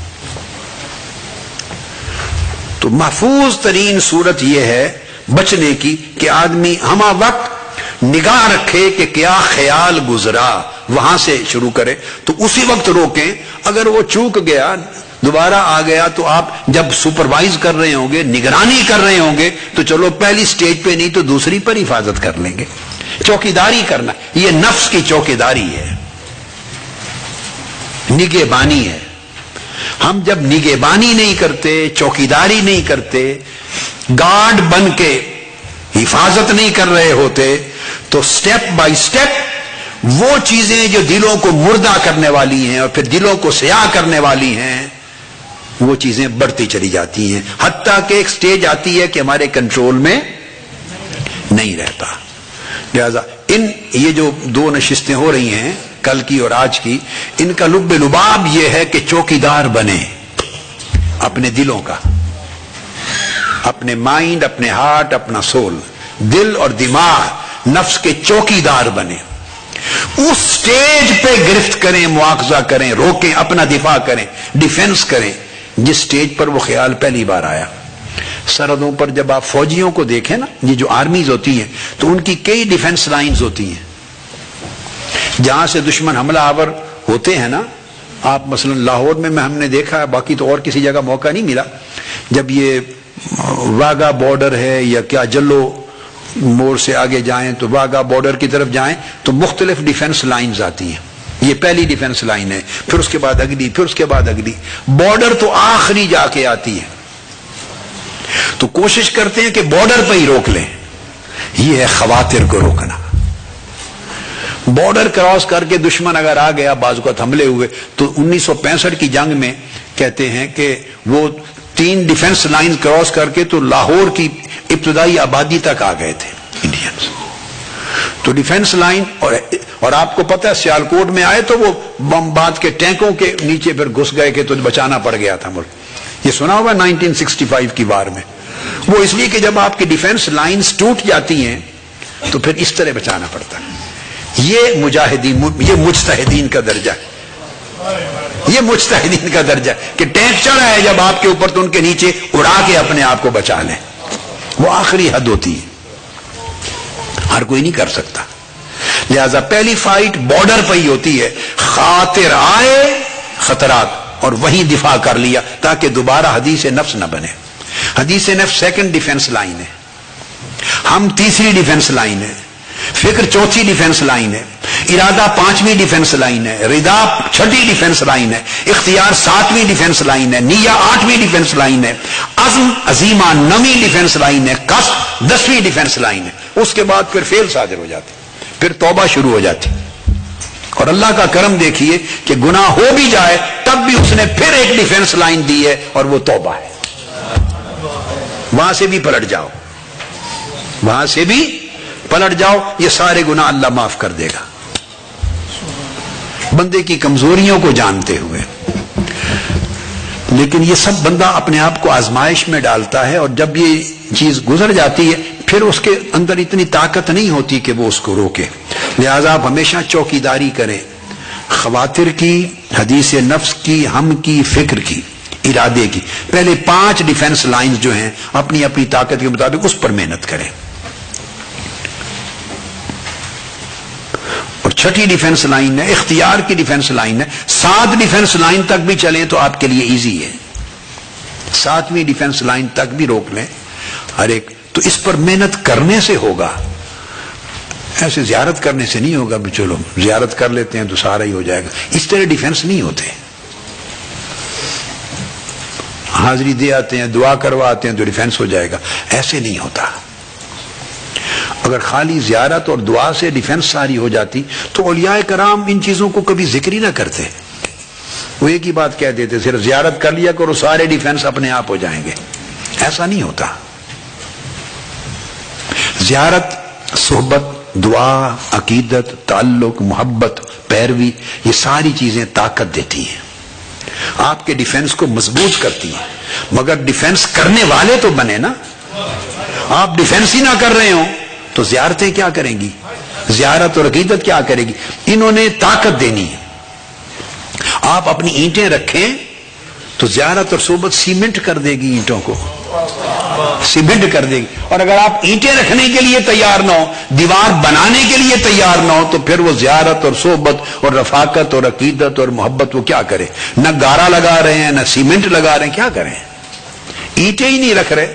بھائی اینٹیں کم سے کم رکھیں, پکی اینٹیں نہیں تو کچی دیوار ہی بنا لیں, تو گارے سے پھر زیارت اور صحبت اور نسبت اور تعلق اس کو سیمنٹ کر دے گی.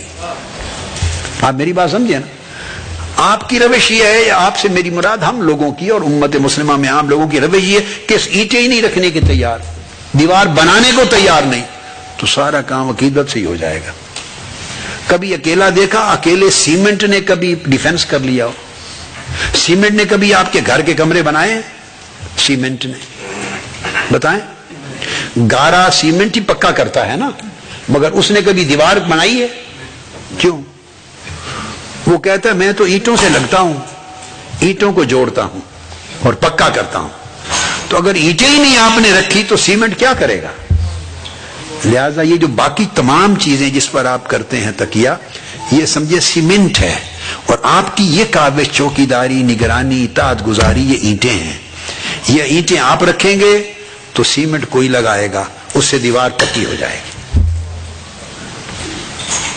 یہ بات میری سمجھ میں آ گئی ہے. اب یہ دیکھ لیں, جب خاطر آیا, خواطر آئے یا خطرات آئے, خواطر میں نے کہا اچھے بھی ہیں برے بھی ہیں, تو اس وقت دونوں چیزیں ہیں. اگر برا کوئی خطرہ لاحق ہوا تو اس کو روکنے کے لیے ٹریٹمنٹ چاہیے, اور اچھا خطرہ اگر آیا تو اس کی حفاظت کرنے اور پروموٹ کرنے کے لیے اس کے لیے ٹریٹمنٹ چاہیے. یہ اب اس سے اگلا چیپٹر شروع ہو رہا ہے اسی ہی کے اندر, اسی کتاب قلب میں. سمجھ گئے نا. یعنی میں آپ 10 مراحل کرا دیے. جب اچھا خیال آیا تو آپ آگے کچھ تو کرنا ہے نا. آیا خیال, گزر گیا, اب آپ نے ویجیلنٹ ہونا ہے. ویجیلنٹ میں نے کہا چوکیداری, گارڈ بنے, چوکیداری کریں, نگہبانی کریں. تو کرنا کیا ہے؟ ایسا تو نہیں ہوتا بھئی آپ چوکیدار بن کے بیٹھے ہیں گلی میں, جو پرانے زمانوں کی گلیاں ہیں اور محلے اور جو مختلف آبادیوں میں, چوکیدار بن کے ڈنڈا سوٹا لے کے بیٹھے ہوئے ہیں, اور چور آ گئے اور آپ کے سامنے کسی کا دروازہ بھی توڑ رہے ہیں, ڈاکو آ گیا, گھس بھی رہے ہیں, آپ بیٹھے ہوئے ہیں آرام سے, چوری ہو گئی ہے, چلے گئے. آپ کیا کر رہے ہیں؟ میں چوکیداری کر رہا ہوں. یہ کیا چوکیداری کر رہے ہیں؟ آپ کے سامنے چوری ہو گئی ہے چوری بیٹھے کروا رہے ہیں، کہتے ہیں چوکیداری کر رہا ہوں. تو چوکیدار کا مطلب ایسے بیٹھے رہنا تو نہیں ہوتا نا، ڈنڈا سوٹا پکڑ کے کچھ کرنا ہی ہوتا ہے نا. جب چور آئے تو اس کو روکنا ہے. تو کیسے روکیں گے یہ آپ کی فطرت بتا دے گی. کوئی شور شرابہ کریں گے. ان ملکوں میں آپ گولی نہیں چلا سکتے، حملہ نہیں کر سکتے، تو شور شرابہ کریں گے، ٹیلی فون کریں گے، پولیس کو بلائیں گے، ہنگامہ کریں گے، کھپ شپ ڈالیں گے، لوگ نکل آئیں گے، پولیس آ جائے گی، کوئی اسپیشل نمبر ہوگا فون کا. ایسے ہی کرتے ہیں نا، آ جائے گی، کچھ نہ کچھ یہ کریں گے نا. یہی جب خاطر آ جائے سمجھے چور ہے. اگر آپ چوکیدار ہیں تو جب وہ آ جائے، خطرہ آ جائے تو کچھ نہ کچھ کرنا ہوگا. کہیں ٹیلی فون کریں، کوئی شور شرابہ کریں، کوئی رولا ڈالیں، کوئی ہنگامہ کریں. میری بات آپ سمجھ رہے ہیں بات کو؟ کچھ کرنا ہوگا، ویلا نہیں بیٹھنا. کچھ کریں گے تو چور چوری کے بغیر واپس چلا جائے گا، ورنہ چوری کر کے جائے گا. لہذا اگر اچھا خیال، برا خیال آئے تو اس کو روکنے کے لیے ہمت کرنی،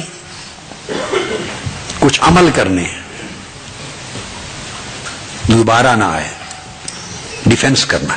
اور اگر اچھا خیال آئے تو اس کو سیکیور کرنا ہے. وہ گزرتے گزرتے ایک لائٹ آ گئی ہے، ایک چمک، ایک کرن آئی ہے، تو پھر آپ نے اس کے پیچھے پڑنا ہے. وہ کرن، وہ لائٹ، وہ دوبارہ آ جا، تھوڑی دیر زیادہ رہ جا، پھر اس کو اور لانے کی کوشش کرنی ہے. ابتدا ایسے ہوتی ہے. میں بہت سی باتیں پروسیس کی نہیں بتا سکتا آپ کو. یہ جو پروسیس ہوتے ہیں جو بچپن میں، لائف میں، جوانیوں میں گزرتے ہیں، اب میں وہ نہیں کہنا چاہتا. جب یہ لائٹ آنا شروع ہوتی ہے تو پہلے جگنو کی چمک کی طرح ہی آتی ہے. پھر آپ محنت کرتے ہیں، چوکیدار بن کے ایفرٹ کرتے ہیں اس کو سیکیور کرنے کی، تو پھر جو 1 سیکنڈ میں آئی چلی گئی تھی اس کا پھر دورانیہ زیادہ دیر رہ جاتا ہے. دورانیہ زیادہ دیر رہ جاتی ہے، تھوڑا سٹے کرتی ہے وہ روشنی، کچھ دیر رہتی ہے، چمک رہتی ہے، پھر بجھ جاتی ہے. پھر آپ ایفرٹ کرتے رہتے ہیں، پھر وہ آتی ہے چمک. پھر جب آپ کی ایفرٹ اسی طرح جاری ہوتی ہے تو پھر پہلے سے زیادہ دیر رہتی ہے. اس طرح بعض اوقات ایک وقت ایسا آ جاتا ہے کئی منٹس بھی رہتی ہے. پھر بڑھتے بڑھتے تو جو لائٹ آپ دیکھیے آپ کے من میں 1 سیکنڈ یا سیکنڈ کا آدھا حصہ یا 10واں حصہ رہتی تھی، اب وہ 1 سیکنڈ رہ گئی، پھر وہ منٹ رہ گئی، پھر 2 منٹ رہ گئی. تو جب 2 منٹ رہ سکتی ہے تو 2 گھنٹے نہیں رہ سکتی. اور اگر چند منٹ، 10 15 20 منٹ، گھنٹہ رہ سکتی ہے تو وہ دنوں کے حساب سے نہیں رہ سکتی. اور اگر دنوں کے حساب سے رہ سکتی ہے تو کسی کے اندر عمر بھر نہیں رہ سکتی وہ روشنی.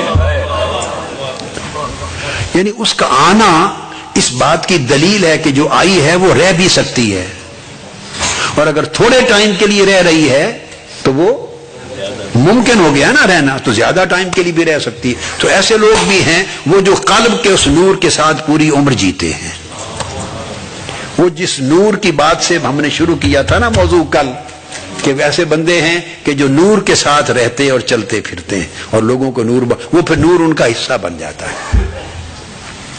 آتی ہے ایک کیفیت کے طور پر. کیا کیفیت؟ سب سے کم وقت کے لیے آنے والی چیز کو کیفیت کہتے ہیں. ایسے چٹکی کی طرح اسے کیا کہتے ہیں؟ کیفیت. اور جو زیادہ دیر کے لیے آئے اور جائے، آئے اور جائے، آئے اور جائے، اس کو پھر حال کہتے ہیں، حالت کہتے ہیں. کیا کہتے ہیں؟ وہ کیفیت سے نکل جاتا ہے بندہ تو حالت میں آ جاتا ہے، وہ حال ہوتا ہے. اور حال میں اگر استمرار اور دوام آ جائے کہ وہ حال پھر قائم ہی رہے، بدلے نہیں، تو اس کو مقام کہتے ہیں.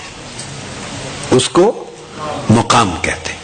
تو کچھ لوگ اہل کیفیت ہوتے ہیں، کچھ لوگ اہل حال ہوتے ہیں، کچھ لوگ اہل مقام ہوتے ہیں. اہل مقام ہوتے ہیں.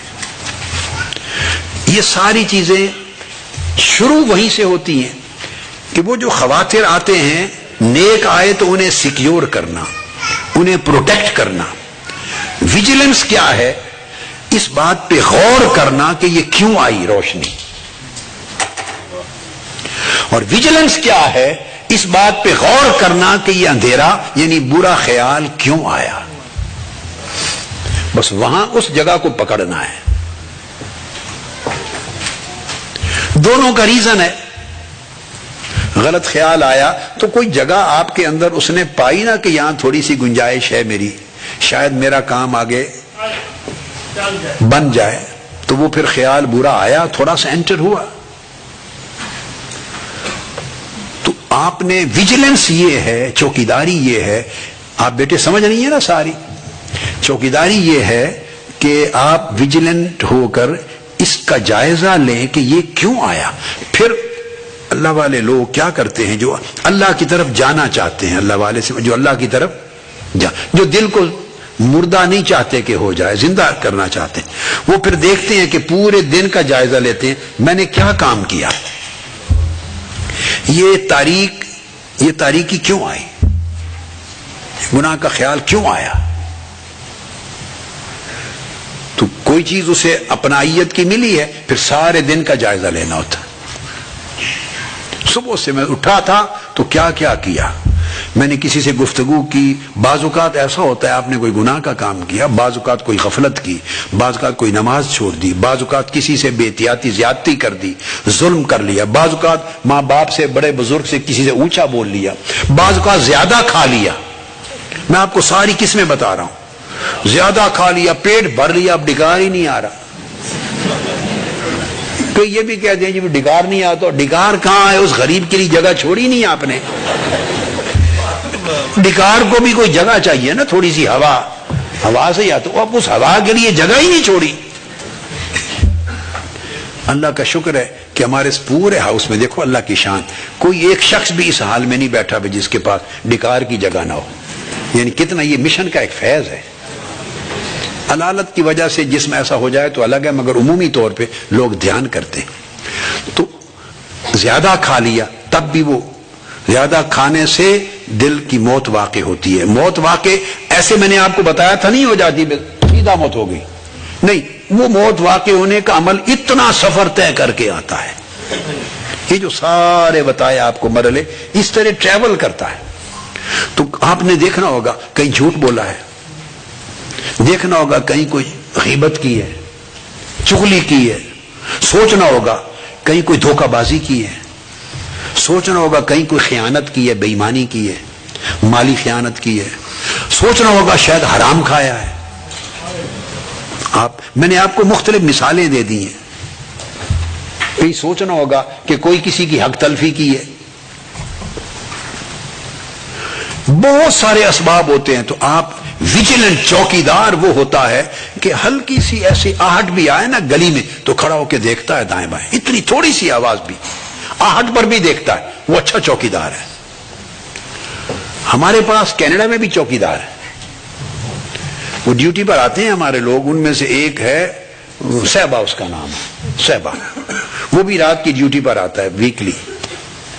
تو رات کو 2 بجے مجھے کوئی ضرورت پڑ گئی، میں نے اس کو آواز دی اپنے کمرے سے، وہ نیچے سو رہا ہے. تو چوکیدار ہے، چوکیداری کے لیے آتا ہے، ویجیلنٹ ہے. تو اس نے جواب نہیں دیا.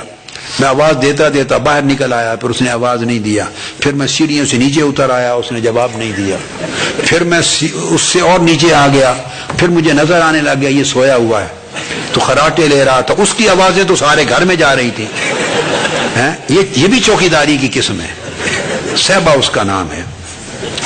پھر جب میں بہت دیکھا کہ اس نے وہ پھر زور زور سے آوازیں دی تب بھی نہیں اٹھا، تو پھر میں تیسری منزل پہ بیسمنٹ میں نیچے اتر کے چلا گیا. جب وہاں چلا گیا، نہ بیسمنٹ تھا یا گراؤنڈ فلور تھا، تو وہاں تک چلا گیا. پھر اس کے پاس ہی چلا گیا اور وہ ایسے لیٹا ہوا ہے، خراٹے لے رہا. میں اس کے سر پہ کھڑا ہو کے چیخنے لگا صحبہ، تب بھی نہیں اس نے آواز دی. اور پہلے میں فون کرتا رہا کمرے سے، فون اس کے تکیے پر تھا، کان کے ساتھ رکھا ہوا جس سے بیل ہوتی رہی. وہ فون ساتھ رکھ کے سوتے ہیں. میں اپنے کمرے سے کرتا ہوں نا سر، تو وہ پڑا رہا. پھر میں نے پکڑ کے اس کو زور زور سے ہلایا تو پھر وہ کہتا حضور آپ ادھر تشریف لائے. میں نے کہا بیٹے آپ کو بہت آواز ہے. کہتے میں فون میرے تکیے پر پڑا ہے، میرے ساتھ پڑا ہے فون، تو مجھے تو کوئی آواز نہیں آئی. تو اگر تو کرنی ہے اس طرح کی چوکیداری اگر آپ نے اس طرح کی چوکیداری کرنی ہے تو بتا دیں، میں اس سے اگلا موضوع شروع کر دیتا ہوں. پھر اس موضوع پر کیا ضرورت ہے اتنا سمجھاؤں بیٹھ کر؟ تو چوکیداری کا مطلب یہ ہے کہ بندہ صبح سے رات تک اور پچھلے دن کو بھی دیکھ لے، پچھلے دن کو بھی دیکھ لے، اور پھر ایک ایک چیز کو دیکھے، اپنی عبادات کو دیکھے، معاملات کو دیکھے، آداب کو دیکھے، اٹھنا بیٹھنا دیکھے. حتیٰ کہ میں نے آپ کو کہا زیادہ بولنا، اگر بعض اوقات ایسا ہوتا ہے آپ بیکار باتوں میں زیادہ بول رہے ہیں تب بھی یہ چیز آ سکتی ہے. ٹھٹھا مذاق زیادہ کیا تب بھی آ سکتے، کسی کی تضحیق و تذلیل کی ہے تب بھی آ سکتی ہے. دل میں کسی کے لیے غیبت، چغلی، اناد، بغض اور کینہ آیا ہے تب بھی آ سکتی. زبان پہ کچھ نہیں کہا. دل میں کوئی تکبر اور عجب آیا ہے تب بھی آ سکتی ہے. یہ سیاہی اور یہ خاطر، یہ صحیح برا گناہ کا جو ایک مچھر آیا ہے چھوٹا سا، ایک تب بھی آ سکتا ہے. مقصد بات کا یہ ہے کہ آپ تصور نہیں کر سکتے. یہ میں نے آپ کو ساری مثالیں اس لیے دے دی تاکہ آپ کے ذہن نشین رہیں. اس کو زندگی پر بار بار سنیں گے آپ کو سبق یاد رہے گا کہ پھر آپ جائزہ لیں پورا کہ کیا کیا ہوا ہے. آپ سوچیں گے کہ ٹھیک ہے مجھے فلاں شخص کے بارے میں خیال آیا کہ وہ اچھا نہیں ہے، برا ہے، میں نے اس کی غیبت کی ہے، چغلی کی ہے، اس کے بارے میں نے کہا، لیکن وہ تو ہے ہی ایسا. بس یہ جو سوچنا کہ وہ تو ہے ہی ایسا، یہی تو جڑ تھی. وہ ایسا ہے تو وہ جانے اور اس کا رب جانے. آپ نے جو اس کے بارے میں عجب کیا، اس کو حقیر جانا، اپنے آپ کو اچھا جانا، یا اس کے بارے میں برائی کا لفظ بولا، یہ گناہ ہو گیا. اس گناہ نے سپیس قائم کر دی کہ وہ چنگاری گناہ کی، شرارت کی، شیطانیت کی داخل ہو جائے. ادھر حال قلب کے حالات اور ہوتے ہیں. میں نے کہا زیادہ کھا لیا، اس سے بھی یہ عمل شروع ہو جائے گا برائی کا داخلہ. اس کے برعکس نیکی کا کام، اگر نیکی کی خاطر آئی تو اس کو بھی واچ کریں، کنیکٹ کریں کسی چیز کے ساتھ. کوئی سبب تو بنا ہوگا. عبادت کی، درود پاک زیادہ پڑھا، طاعت عبادت کی، کسی کی نیکی خیر خائی کی، کسی غریب کی مدد کی، کسی یتیم کی پرورش کی، کسی کو غریب کو کھانا کھلایا، مہمان آیا تو اس کی خاطر تواضع کی عزت سے مہمان کو ڈیل کیا. بیوی سخت بولی تو آپ نے نرمی کے ساتھ گزارا کر لیا، اور شوہر سخت بولا تو بیوی نے نرمی سے خاموشی کر لی. یہ دوسرے کی سختی پر خاموشی کرنا، یہ بھی اس نیکی کی نور کے آنے کا سبب ہو سکتی ہے. والکاظمین الغیظ، غصہ پی جانا، یہ بھی عمل ہے. والعافین عن الناس، کسی زیادتی کرنے والے کو آج میں نے معاف کر دیا، یہ بھی سبب بن سکتا ہے اس نیک خاطر کے داخل ہونے کی، اس نور کی چنگاری چمک آنے کی. معاف کر دیا، کسی پر احسان کر دیا، کسی پر بھلائی کر دی، کسی کو تعلیم دے دی، کسی کو اچھی نصیحت کر دی، کسی غریب کی دلجوئی کر دی. حتیٰ کہ یہ عمل بھی کہ کوئی دکھی دل تھا اس کو مسکرا کے مل پڑے، اس کا حال احوال لے لیا. اس سے بھی وہ نور کی چمک آ سکتی. خاطر عبادت کر لی، کم کھایا، روزہ رکھ لیا، یا کم کھایا، کم پانی پیا، کم سوئے، جاگے، عبادت کی، ذکر کیا، تسبیح کی، اس طرح ساری اقسام میں نے بتا دی. تو ان میں سے ویجیلنٹ ہونا ہے کہ کس چیز کے ساتھ وہ چیز آتی ہے. پھر آپ اس کو دہرائیں گے، اس کو اور ایڈ کریں گے، بار بار اس عمل کو، اس نیک عمل کو اپنے بار بار کریں گے، بار بار کریں گے. مگر یہاں یاد رکھ لیں، وہ بار بار کرتے ہوئے یہ نگاہ میں نہ رہے کہ وہ چمک کے لیے کر رہا ہوں. یہ بھی نقطہ ہے. یہ نہیں بس وہ خیال ہوا تو پھر نہیں آئے گا وہ چمک، اس لیے کہ چمک مقصود بن گیا اور اصل جو مولا تھا وہ ہٹ گیا نگاہ سے. پھر آپ اس روشنی کے لیے کر رہے ہیں، آپ اس روشنی کے لیے کر رہے ہیں. یہ بڑی باریک چیزیں ہیں، بندہ سمجھ لے تو بڑی آسان ہے. سمجھ لے تو کرامت کے لیے نہیں کرتے نیک اعمال. کرامت ملے، مشاہدہ ملے، زیارت نصیب ہو، بہت سے لوگ خواہش کرتے ہیں، کہتے ہیں حضور میں ساری زندگی وہ اسی پہ لگے رہتے ہیں، روتے ہیں، کہتے ہیں وہ زیارت نہیں ہوئی آقا علیہ الصلوۃ والسلام کی. کوئی کہتا ہے آپ کی ہو جاتی تھی، فلاں کی ہوتی تھی، اب اتنا عرصہ ہو گیا نہیں ہوئی، روتے ہیں، زیارت نہیں ہوئی، یہ ملے، کرامت ملے، برکت ہو. یہ ان چیزوں کے پیچھے پڑنا منزل کھو جاتی ہے. یہ ساری چیزیں بائی پروڈکٹس ہیں. زیارتیں ہوتی رہیں گی، کرامتیں آتی رہیں گی، برکتیں ہوتی رہیں گی. ان چیزوں کی خاطر عمل کو سیدھا اس لائن پہ نہیں کرتے، عمل کو اس لائن پہ استوار کرتے ہیں صرف اللہ کی خاطر. اس کی مرضی چاہے کچھ دکھا دے، مرضی ساری زندگی نیک عمل کرتے رہیں، تہجد پڑھتے رہیں، عبادات کرتے رہیں، عمر بھر ایک زیارت بھی نہ کرائے. جس نے عمر بھر ایک زیارت نہیں کی اس کا درجہ کم نہیں ہوا، اور جو ہر ہفتے زیارت کرے اس کا درجہ بلند نہیں ہوا. یہ یاد رکھنا. ہمارے کانسیپٹ الٹے ہو گئے ہوئے، ہمیں کانسیپٹ نہیں ہے، کانسیپٹس نہیں ہے. درجات استقامت کے ساتھ ہوتے ہیں، صدق اور اخلاص کے ساتھ، اس کی تابعداری کے ساتھ، اس کی وفاداری کے ساتھ، دل کو اس کا خلوت خانہ بنانے کے ساتھ، اس سے تعلق اور محبت اور الفت جوڑنے کے ساتھ، اس کے ساتھ جڑ جانا، اور نگاہ ایسی اس کی طرف کرنا کہ نہ دائیں جائے نہ بائیں جائے. ما زاغ البصر وما طغى، نگاہ نہ ادھر بھٹکی نہ ادھر گئی، بس اس کی طرف اس کو تکتے رہنا. اب اس مالک کی مرضی، محبوب کی مرضی آپ کے خوابوں میں آئے یا نہ آئے، وہ آپ کو برکتیں کرامتیں دکھائے یا نہ دکھائے، پردہ اٹھائے یا نہ اٹھائے. دیکھیے اگر پردہ نہ اٹھے تو اس کا مطلب یہ کبھی نہیں ہوتا کہ سفر طے نہیں ہو رہا. اس کی مثال گاڑی کی طرح، آپ ٹرین پر جاتے ہیں تو ٹرین کی ونڈوز ہوتی ہیں اور اس میں پردے لگے ہوتے ہیں. آپ اگر ونڈو بند کر دیں، پردے بند کر دیں تو دائیں بائیں کچھ نظر آئے گا؟ جی نظر نہیں آئے گا نا. تو نظر کچھ نہیں آئے گا تو اچانک پتہ چلے گا کہ ٹرین جا کر کوپن ہیگن رک گئی، اچانک پتہ چلے گا کہ مالمو رک گئی، اچانک پتہ چلے گا کہ اٹلی جا کے رک گئی، اچانک اسپین رک گئی، آپ جرمنی پہنچ گئے. تو منزل پہ پہنچتی ہے کہ نہیں ٹرین؟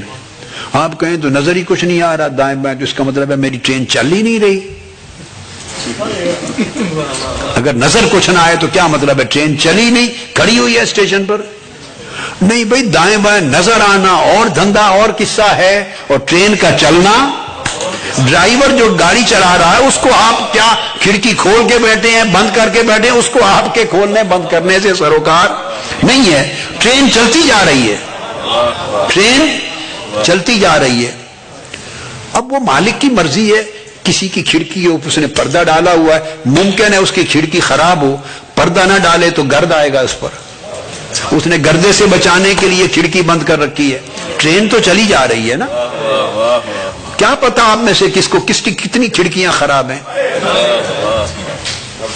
اگر تھوڑی سی ایک چیز نظر آ گئی تو ساری زندگی آپ نے رہنا نشے میں نے یہ دیکھا تھا، اور جب یہ خیال آیا کہ میں نے یہ دیکھا تھا بس آپ پھر یہ میں رہ گئے اور وہ سے چلے گئے. یہ دیکھا تھا، یہ کیا ہے؟ آپ دیکھنے دکھانے میں دھندے میں رہ جائیں گے، منظر مناظر دیکھیں گے کیا، اور جو اصل دیکھنے کی جدھر نگاہ کی ضرورت ہے ادھر دھیان ہٹ جاتا ہے. تو بعض اوقات اللہ چاہتا ہے کہ جن کا دھیان وہ دیکھتا ہے کہ اگر ان کو چیزیں نظر آئیں، سفر روحانی سفر کے دوران برکتیں نظر آ گئیں، کرامتیں نظر آ گئیں، پردے اٹھ گئے، ملائکہ نظر آ گئے، نور نظر آ گئے، ایسی کیفیتیں نظر آ گئی، تو میرا یہ بندہ ان چیزوں میں پھنس جائے گا، الجھ جائے گا، ان میں گم ہو جائے گا. تو اللہ نہیں چاہتا میرا بندہ غیر میں گم ہو، دائیں بائیں کی چیزوں میں گم ہو. وہ چاہتا ہے بندہ سیدھا میری طرف آئے. تو جن کو سیدھا اپنی طرف لانا چاہتا ہے ان کو کہتا ہے کھڑکیاں بند کر دو، نہ ادھر دیکھو نہ ادھر دیکھو، اسے ایک دھیان میں لگے رہو. اور جن کے بارے میں اللہ کو علم ہوتا ہے وہ جانتا ہے کہ اب یہ دائیں بائیں کے منظر ان کو اثر انداز نہیں ہوتے، یہ مرضی دیکھیں مرضی نہ دیکھیں متاثر نہیں ہوتے، ان کا دھیان نہیں ہٹتا. انہیں ما زاغ البصر و ما طغى کا فیض ملا ہوا ہے کہ نگاہ نہیں بھٹکتی، نہ دائیں نہ بائیں. ان کے لیے پردے اٹھا دیتا ہے، وہ چاہیں تو ساری عمر دیکھتے رہیں، کیونکہ وہ ان کو پتا ہوتا ہے کہ یہ چیزیں جو دیکھ رہے ہیں یہ مقصود نہیں ہے، یہ گرد راہ ہیں، یہ ایسے ضمنی چیزیں ہیں. تو اس لیے ان چیزوں میں کچھ لوگ انوالو ہوتے ہیں، اس میں نہیں جانا کہ وہ دوبارہ روشنی نظر آئے. اس لیے نیک عمل نہیں کرنے. نیک عمل کا آبجیکٹو اور پیچھے جو انسینٹو ایک ہی رکھنا ہے، مولا کی رضا. کیا؟ مولا کی رضا.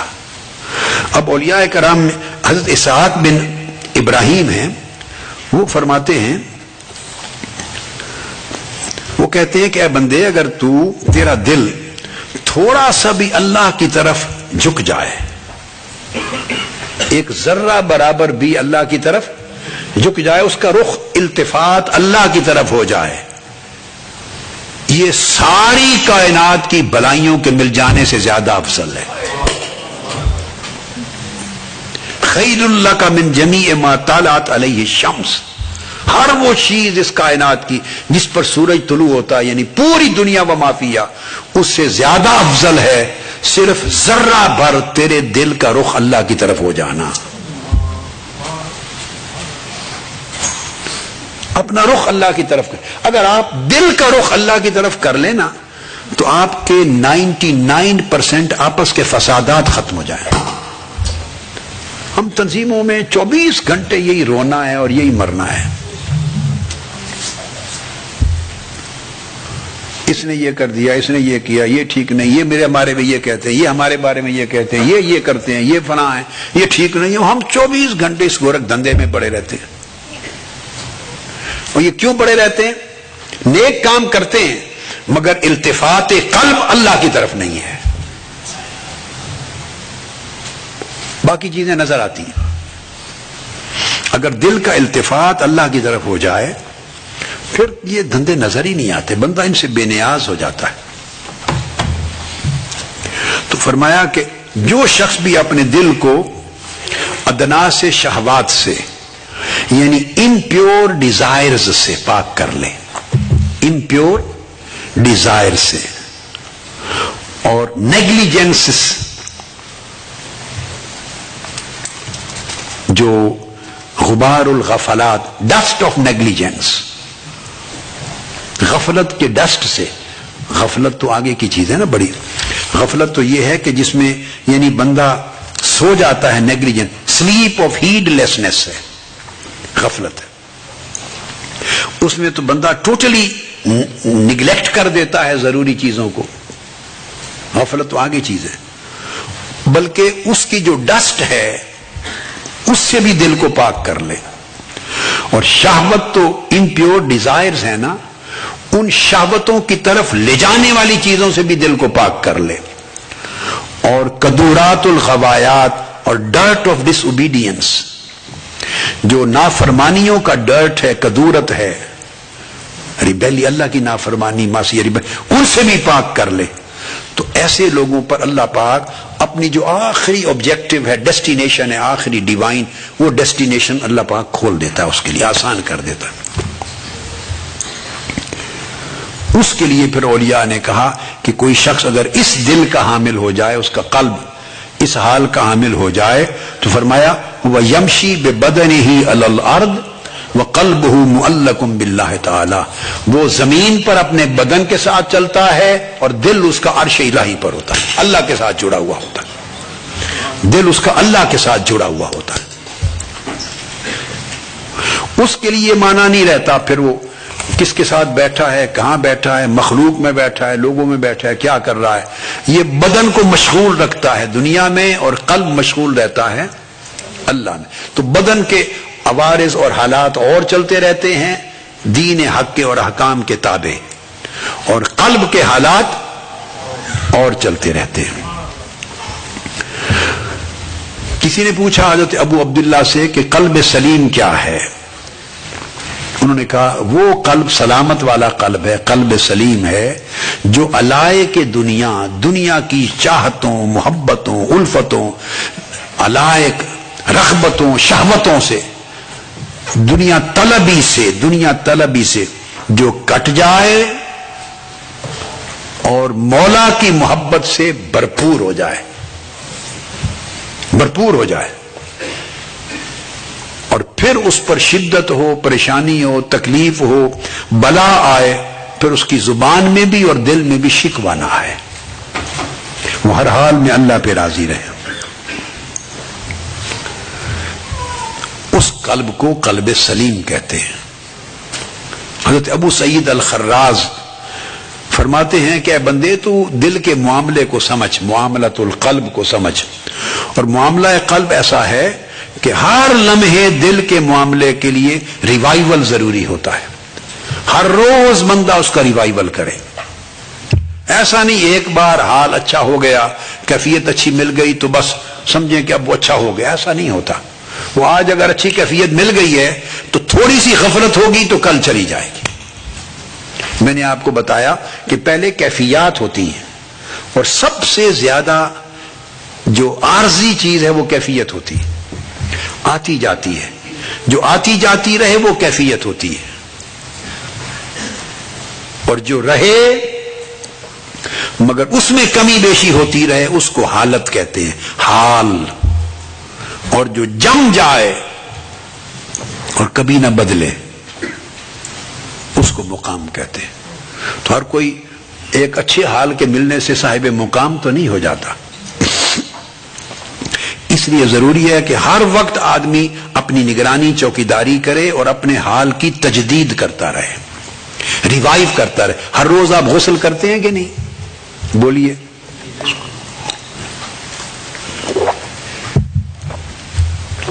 الحمدللہ ہر روز غسل کرتے ہیں نا؟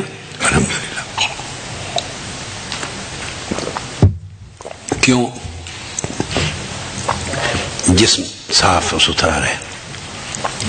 اس طرح کپڑے بھی تھوڑا سا دیکھتے ہیں میلے ہیں تو بدلتے ہیں، کئی لوگ ہر روز بدلتے ہیں، کئی کچھ دنوں کے بعد بدلتے ہیں، مگر دیکھتے ہیں کہ کپڑے میلے نہ ہوں۔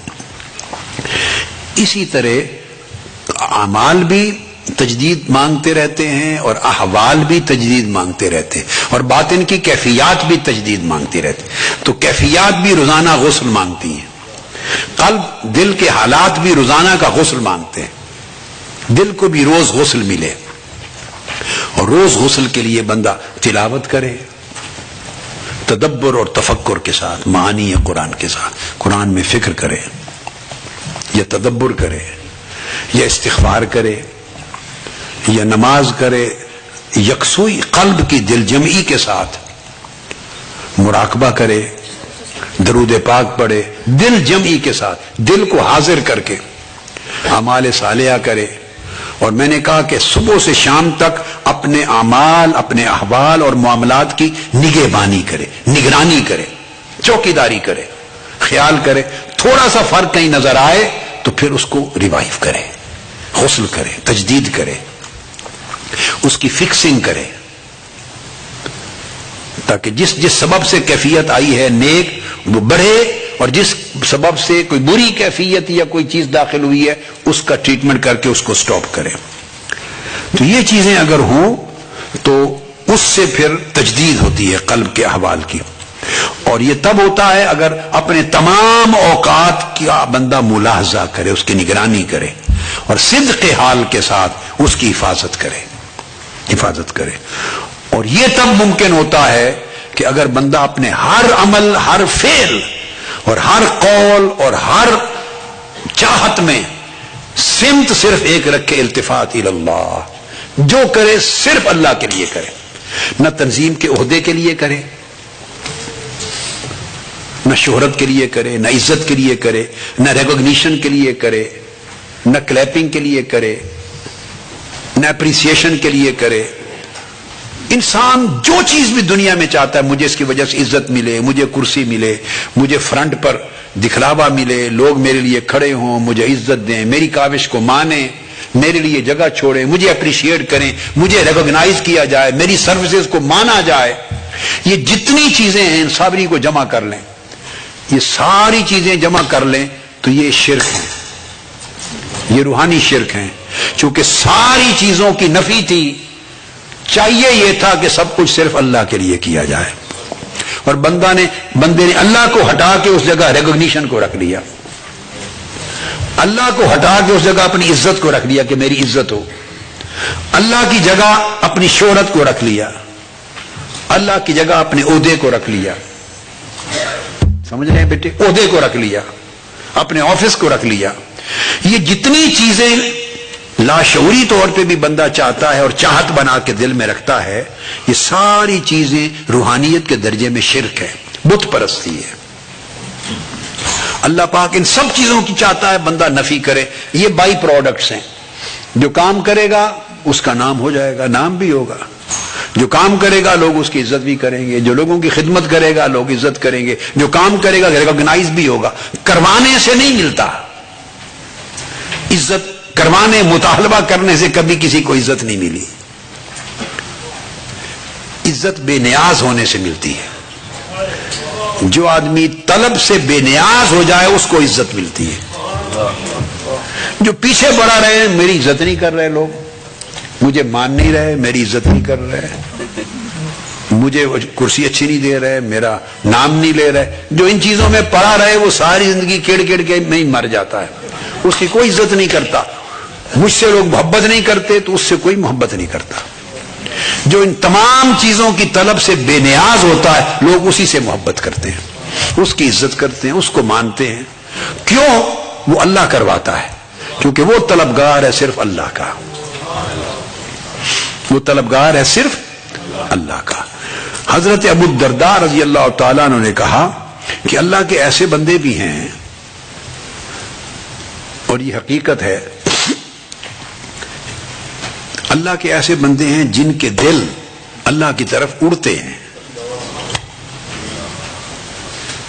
جیسے پرندے اڑتے ہیں نا، ہوائی جہاز اڑتے ہیں، پرندے اڑتے ہیں، تو ایسے بندے بھی ہیں جو اللہ کی طرف شوق کے پر لگا کر، شوق اور محبت کے پر لگا کر اڑتے ہیں، اور اتنا تیزی سے اڑتے ہیں کہ بجلی بھی ان کا مقابلہ نہیں کر سکتی. اگر بجلی بھی ان کے ساتھ چلنا چاہے نا، بجلی، روشنی کی رفتار کیا ہے پتہ ہے نا آپ کو جی؟ تو روشنی بھی جو 1 سیکنڈ میں لاکھوں میل، 1,86,000 2 لاکھ کے قریب سفر کرنے والی روشنی، وہ بھی اس کے ساتھ چلنا چاہے تو نہیں چل سکتی. وہ شوق جو محبت ہے، اشتیاق اللہ، اللہ کی طرف اڑنا، اور صرف اسی کی طرف اڑنا، اسی کے لیے اڑنا، اسی کے ساتھ اڑنا، اسی میں اڑنا.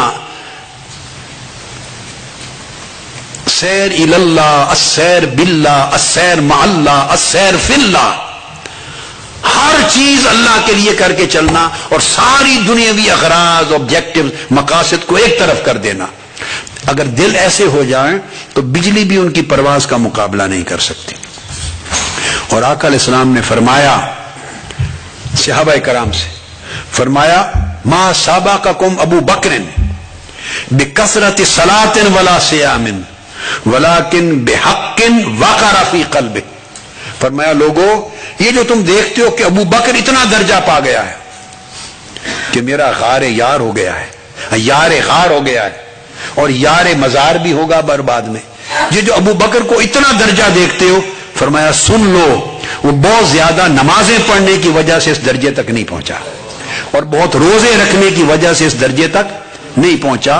وہ ایک اس حال کی وجہ سے پہنچا ہے جو اس کے دل میں جمع ہوا ہے، جو اس کے دل میں جمع ہوا ہے. اور آپ اس حال، ایسے حال کا کبھی کبھی مظاہرہ ہوتا ہے. اس میں وہ ہے کہ جب غار سور میں گئے تو آقا علیہ السلام کو روک لیا تھا، آپ اندر نہ آئیں، یہ پرانی غار ہے، سانپ ہوں گے پہلے، تو میں سارے بند کر لوں. تو اپنے کپڑوں سے بند کر لیا، ایک سوراخ رہ گیا، وہاں انگوٹھا رکھ لیا. ڈیفینیٹلی پتا تھا کوئی سانپ ہوگا، کہ کاٹے تو مجھے کاٹے، حضور کو تکلیف نہ ہو. اب دیکھو، اپنی جان بھی بندے کی پیچھے رہ جاتی ہے، اور وہاں جس مقصود محبوب سے محبت کرتا ہے وہ جان سے بھی محبوب تر ہو جاتا ہے. تو کہتے ہیں ایک شے ہے اس کے دل میں، جو اس کے دل میں جمی ہوئی ہے، وہ اس نے اس کو اتنے درجے تک پہنچا دیا. بہت زیادہ نفل نمازیں، عبادات سے نہیں پہنچا. اس لیے فرمایا گیا کہ اللہ پاک جو قلیل شے کو رد کرتا ہے، مثلا کسی قلیل شے کو بھی اس وجہ سے رد نہیں کرتا کہ یہ قلیل ہے، تھوڑی سی ہے، اللہ رد نہیں کرتا. اور کوئی چیز بڑی کثیر ہو، بہت زیادہ ہو، اس وجہ سے قبول نہیں فرماتا کہ اس نے بڑا کچھ دیا ہے یا بڑا کچھ بھیجا ہے میرے پاس. تھوڑا عمل کرے تو اس وجہ سے نہیں رد کرتا کہ تھوڑا کیا ہے. زیادہ اعمال کرے تو اس وجہ سے قبول نہیں کرتا کہ زیادہ کیے. فرمایا وہ قبول کرتا ہے تھوڑا عمل ہو یا زیادہ, وہ دیکھتا ہے کہ اس کے اندر تقویٰ کا نور کتنا ہے, میرے لیے خالصیت کتنی ہے, اس کے عمل کا چہرہ میری طرف کتنا یکسوئی سے ہے. توجہ کیا ہے؟ لن ینال اللہ لحومها ولا دماؤها ولکن ینالہ التقوی منکم. قربانی بھی کرتے ہو تو فرمایا نہ اس کا گوشت پہنچتا ہے مجھے نہ اس کا خون. تمہارا گوشت تمہارے پیٹوں میں چلا جاتا ہے, کھا جاتے ہو, خون زمین پر بہ جاتا ہے, مجھے تو دراصل اس کا تقوی پہنچتا ہے. یہ دل کا ایک حال ہے. اور یہ بھی فرمایا کہ مقام صدق یہ نہیں ہے, مقام صدق کہ بندہ مقام کو تکتا رہے اور مقام سے جڑا رہے اور مقام کی طلب کرے. یہ مقام صدق نہیں. جو بندہ مقام کو دیکھتا ہے, اپنے درجے کو, اپنی منزلت کو, اپنے سٹیٹس کو یا اپنی سٹیٹ کو, مقام کو دیکھتا ہے, سٹیشن کو, فرمایا یہ مقام صدق نہیں. مقام صدق یہ ہے کہ جو بندہ رب المقام کو دیکھے کہ مقامات پر بٹھانے والا کون ہے, رب. مقام کی کوئی فکر نہ کرے ملا یا نہیں ملا, حال ملا یا نہیں ملا, مقام ملا یا نہیں ملا, نہ ان چیزوں کو نہ دیکھے, صرف یہ دیکھے کہ ان مقامات کے رب سے میرا تعلق ہے, رب خوش ہوا کہ نہیں. حتیٰ کہ جب اللہ کو دیکھے تو اللہ کی سوا کوئی اور شے اسے نظر نہ آئے نیت میں. حضرت ثابت النساج بہت بڑے اکابر اولیاء میں سے ہیں, وہ فرماتے ہیں کہ میں نے سال ہا سال کئی سالوں تک قرآن مجید ختم کیے, تلاوت کرتا تھا, ختم کرتا تھا, اور قرآن کی تلاوت کرتا تھا اللہ کا خوف دل میں رکھ کر. خوف کی وجہ سے مجھے کچھ نہیں ملا. کچھ نہیں ملا سے مراد دل کو حضوری نہیں ملی, دل کو حضوری نہیں ملی. پھر میں نے اللہ کی رحمت کی امید کا تصور باندھ لیا, رجا اور رحمت کی امید رکھ کر میں نے سال ہا سال قرآن کے ختم کیے. فرمایا تب بھی دل کو حضوری نہیں ملی, حضوری نہیں ملی. پھر میں نے خوف اور رجا دونوں چھوڑ کر صرف اپنے دل کو تنہا اللہ کے ساتھ جوڑ لیا, تنہا اللہ کے ساتھ جوڑ لیا دل کو, تجرید قلب. فرمایا جو ہی ہر شے سے کٹ کر میرا دل اللہ سے جڑا, ایک سورت پڑھنے سے ہی حضوری مل گئی. وہ سینکڑوں قرآن ختم کرنے سے نہیں ملی تھی, وہ چند آیتوں سے حضوری مل گئی. کیونکہ جب آیتیں پڑھی تو میرا دل آیتوں والے کے ساتھ جڑا ہوا تھا, اس نے حضوری دے دی. فرمایا تب سمجھ آئی کہ اب ولایت کبریٰ مجھے مل گئی, وہ کیا ہے, اور مقامات عظمیٰ کیا ہے. آخری چیز ختم کرتے ہوئے ایک چھوٹی سی چیز آپ کو بتاتا ہوں. ایک بڑے کامل عارف ولی اللہ تھے, بیٹھے مسجد میں اجتماع تھا, ہجوم تھا. فرماتے ہیں کہ کوئی شخص آیا اور وہ کبھی ادھر جائے کبھی ادھر جائے کبھی ادھر جائے, جگہ کو تلاش کر رہا تھا, گھومتا تھا. تو اس عارف باللہ نے اس سے پوچھا یا ھذا ما تطلب, اے اللہ کے بندے تو کبھی ادھر جاتا ہے کبھی ادھر جاتا ہے, کیا دیکھ رہا ہے, کیا طلب کرتا ہے, تجھے کس چیز کی تلاش ہے؟ اس نے کہا میں کوئی خالی جگہ تلاش کر رہا ہوں جہاں میں نماز پڑھوں تاکہ مجھے ڈسٹربنس کوئی نہ ہو. خالی جگہ تلاش کر رہا ہوں جہاں میں نماز پڑھوں اور یکسوئی سے نماز پڑھوں. آپ نے فرمایا خل قلبک اما دون اللہ وصلی فی ای موضع شئت. کیا خالی جگہ تلاش کرتا ہے؟ اپنے دل کو ہی خالی کر لے, اپنے دل کو اللہ کے سوا ہر شے سے خالی کر لے, پھر جہاں چاہے نماز پڑھ, موج کرے گا. تو خالی جگہ تلاش کرتا ہے اور دل بھرا ہوا ہے اندر سے, اس سے کیا یکسوئی ملنی ہے؟ تو دل کو خالی کر کہ دائیں کون ہے بائیں کون ہے, ادھر یہ بیٹھا ہے ادھر یہ بیٹھا ہے, ان چیزوں سے دل کو خالی کر. جب دل خالی ہو گیا تو جہاں چاہے نماز پڑھ, مولا تیرے دل میں. اسی طرح حضرت ابراہیم بن ادم کے پاس کوئی شخص آیا تھا اور اس نے آ کے عرض کیا کہ مجھے اسم اعظم بتا دے, اسم اعظم. اور میں نے سنا ہے کہ اسم اعظم جس کے پاس ہو تو بندہ مشرق سے مغرب تک اس کے تصرفات ہوتے ہیں. تو اسم اعظم کیا ہے؟ تو آپ نے فرمایا بھائی اپنے دل کو اللہ کے لیے خالی کر لے، اپنے دل کو اللہ کے لیے خالی کر لے، پھر ہر اسم اعظم ہوگا، جو چاہے پڑھ وہ اسم اعظم بن جائے گا۔ تو جب دل اللہ کے لیے خالی ہو جاتا ہے اور اس کے ساتھ جڑ جاتا ہے، وہ دل زندہ ہو جاتا ہے، اور پھر اس سے باقی ساری خواہشیں مردہ لگتی ہیں۔ یہ جو جس کے لیے لڑتے مرتے تھے نا، یہ نہیں ہوا، یہ نہیں ہوا، یہ نہیں ملا، یہ میرا یہ ہو گیا، میرا فلاں یہ ہو گیا، یہ جو 24 گھنٹے یہ مسائل ہوتے ہیں زندگی کے، یہ سب یہ مردوں کے ہم نوچتے ہیں گوشت، مردوں کے گوشت کھاتے ہیں، حرام کھاتے ہیں، مردوں کی میتوں کے گوشت نوچ کے کھا رہے ہیں۔ اور اگر دل اللہ کے ساتھ جڑ جائے اور دل کی خلوت میں اللہ جلوہ گر ہو جائے اور بندہ اپنے دل کے ساتھ اللہ کے ساتھ رہنے لگے، بندے کا دل اللہ کے ساتھ اللہ کے حضور میں رہنے لگے، پھر وہ ان ساری خواہشوں کو دیکھے گا جو پہلے جن کے لیے جیتا مرتا تھا، اس کو نظر آئے گی وہ یہ تو قبرستان تھا سارا، یہ تو سارے مردے تھے، تو میں مردوں کے پیچھے پڑا رہا، اب الحی الذی لا یموت کے ساتھ جڑا ہوں، اس زندہ کے ساتھ جڑو تو ہر چیزوں سے نجات مل جائے گی۔ یہ سبق ہے ان 2 دنوں کا، یعنی دل اور دل کی زندگی، حیات قلب، اور کیسے پانی ہے اور موت قلب سے کیسے بچنا ہے۔ اللہ پاک آپ سب کو سلامت رکھے، برکتیں دے، اور حضور علیہ السلام کے طفیل اس مشن کو عظمت، عروج اور کامیابی دے، اور اس مشن کے فرزند اور بیٹے بیٹیاں، خدمت کرنے والوں کے دلوں کو اللہ زندہ فرمائے اپنے جلوہ اور اپنے نور سے۔ اور جو کچھ میں نے کہا ہے 2 دن، اب انشاءاللہ کل آخری روانگی سے پہلے ایک نشست ہوگی، جو کچھ 2 دنوں میں کہا اللہ پاک اسے آپ کی زندگی کا حال بنا دے۔ وما علینا الا البلاغ۔ مجھے بیٹے پتہ نہیں آپ کے کیا ٹائمنگز تھے، اب کیا کرنا تھا کیا نہیں، میں تو بات ہی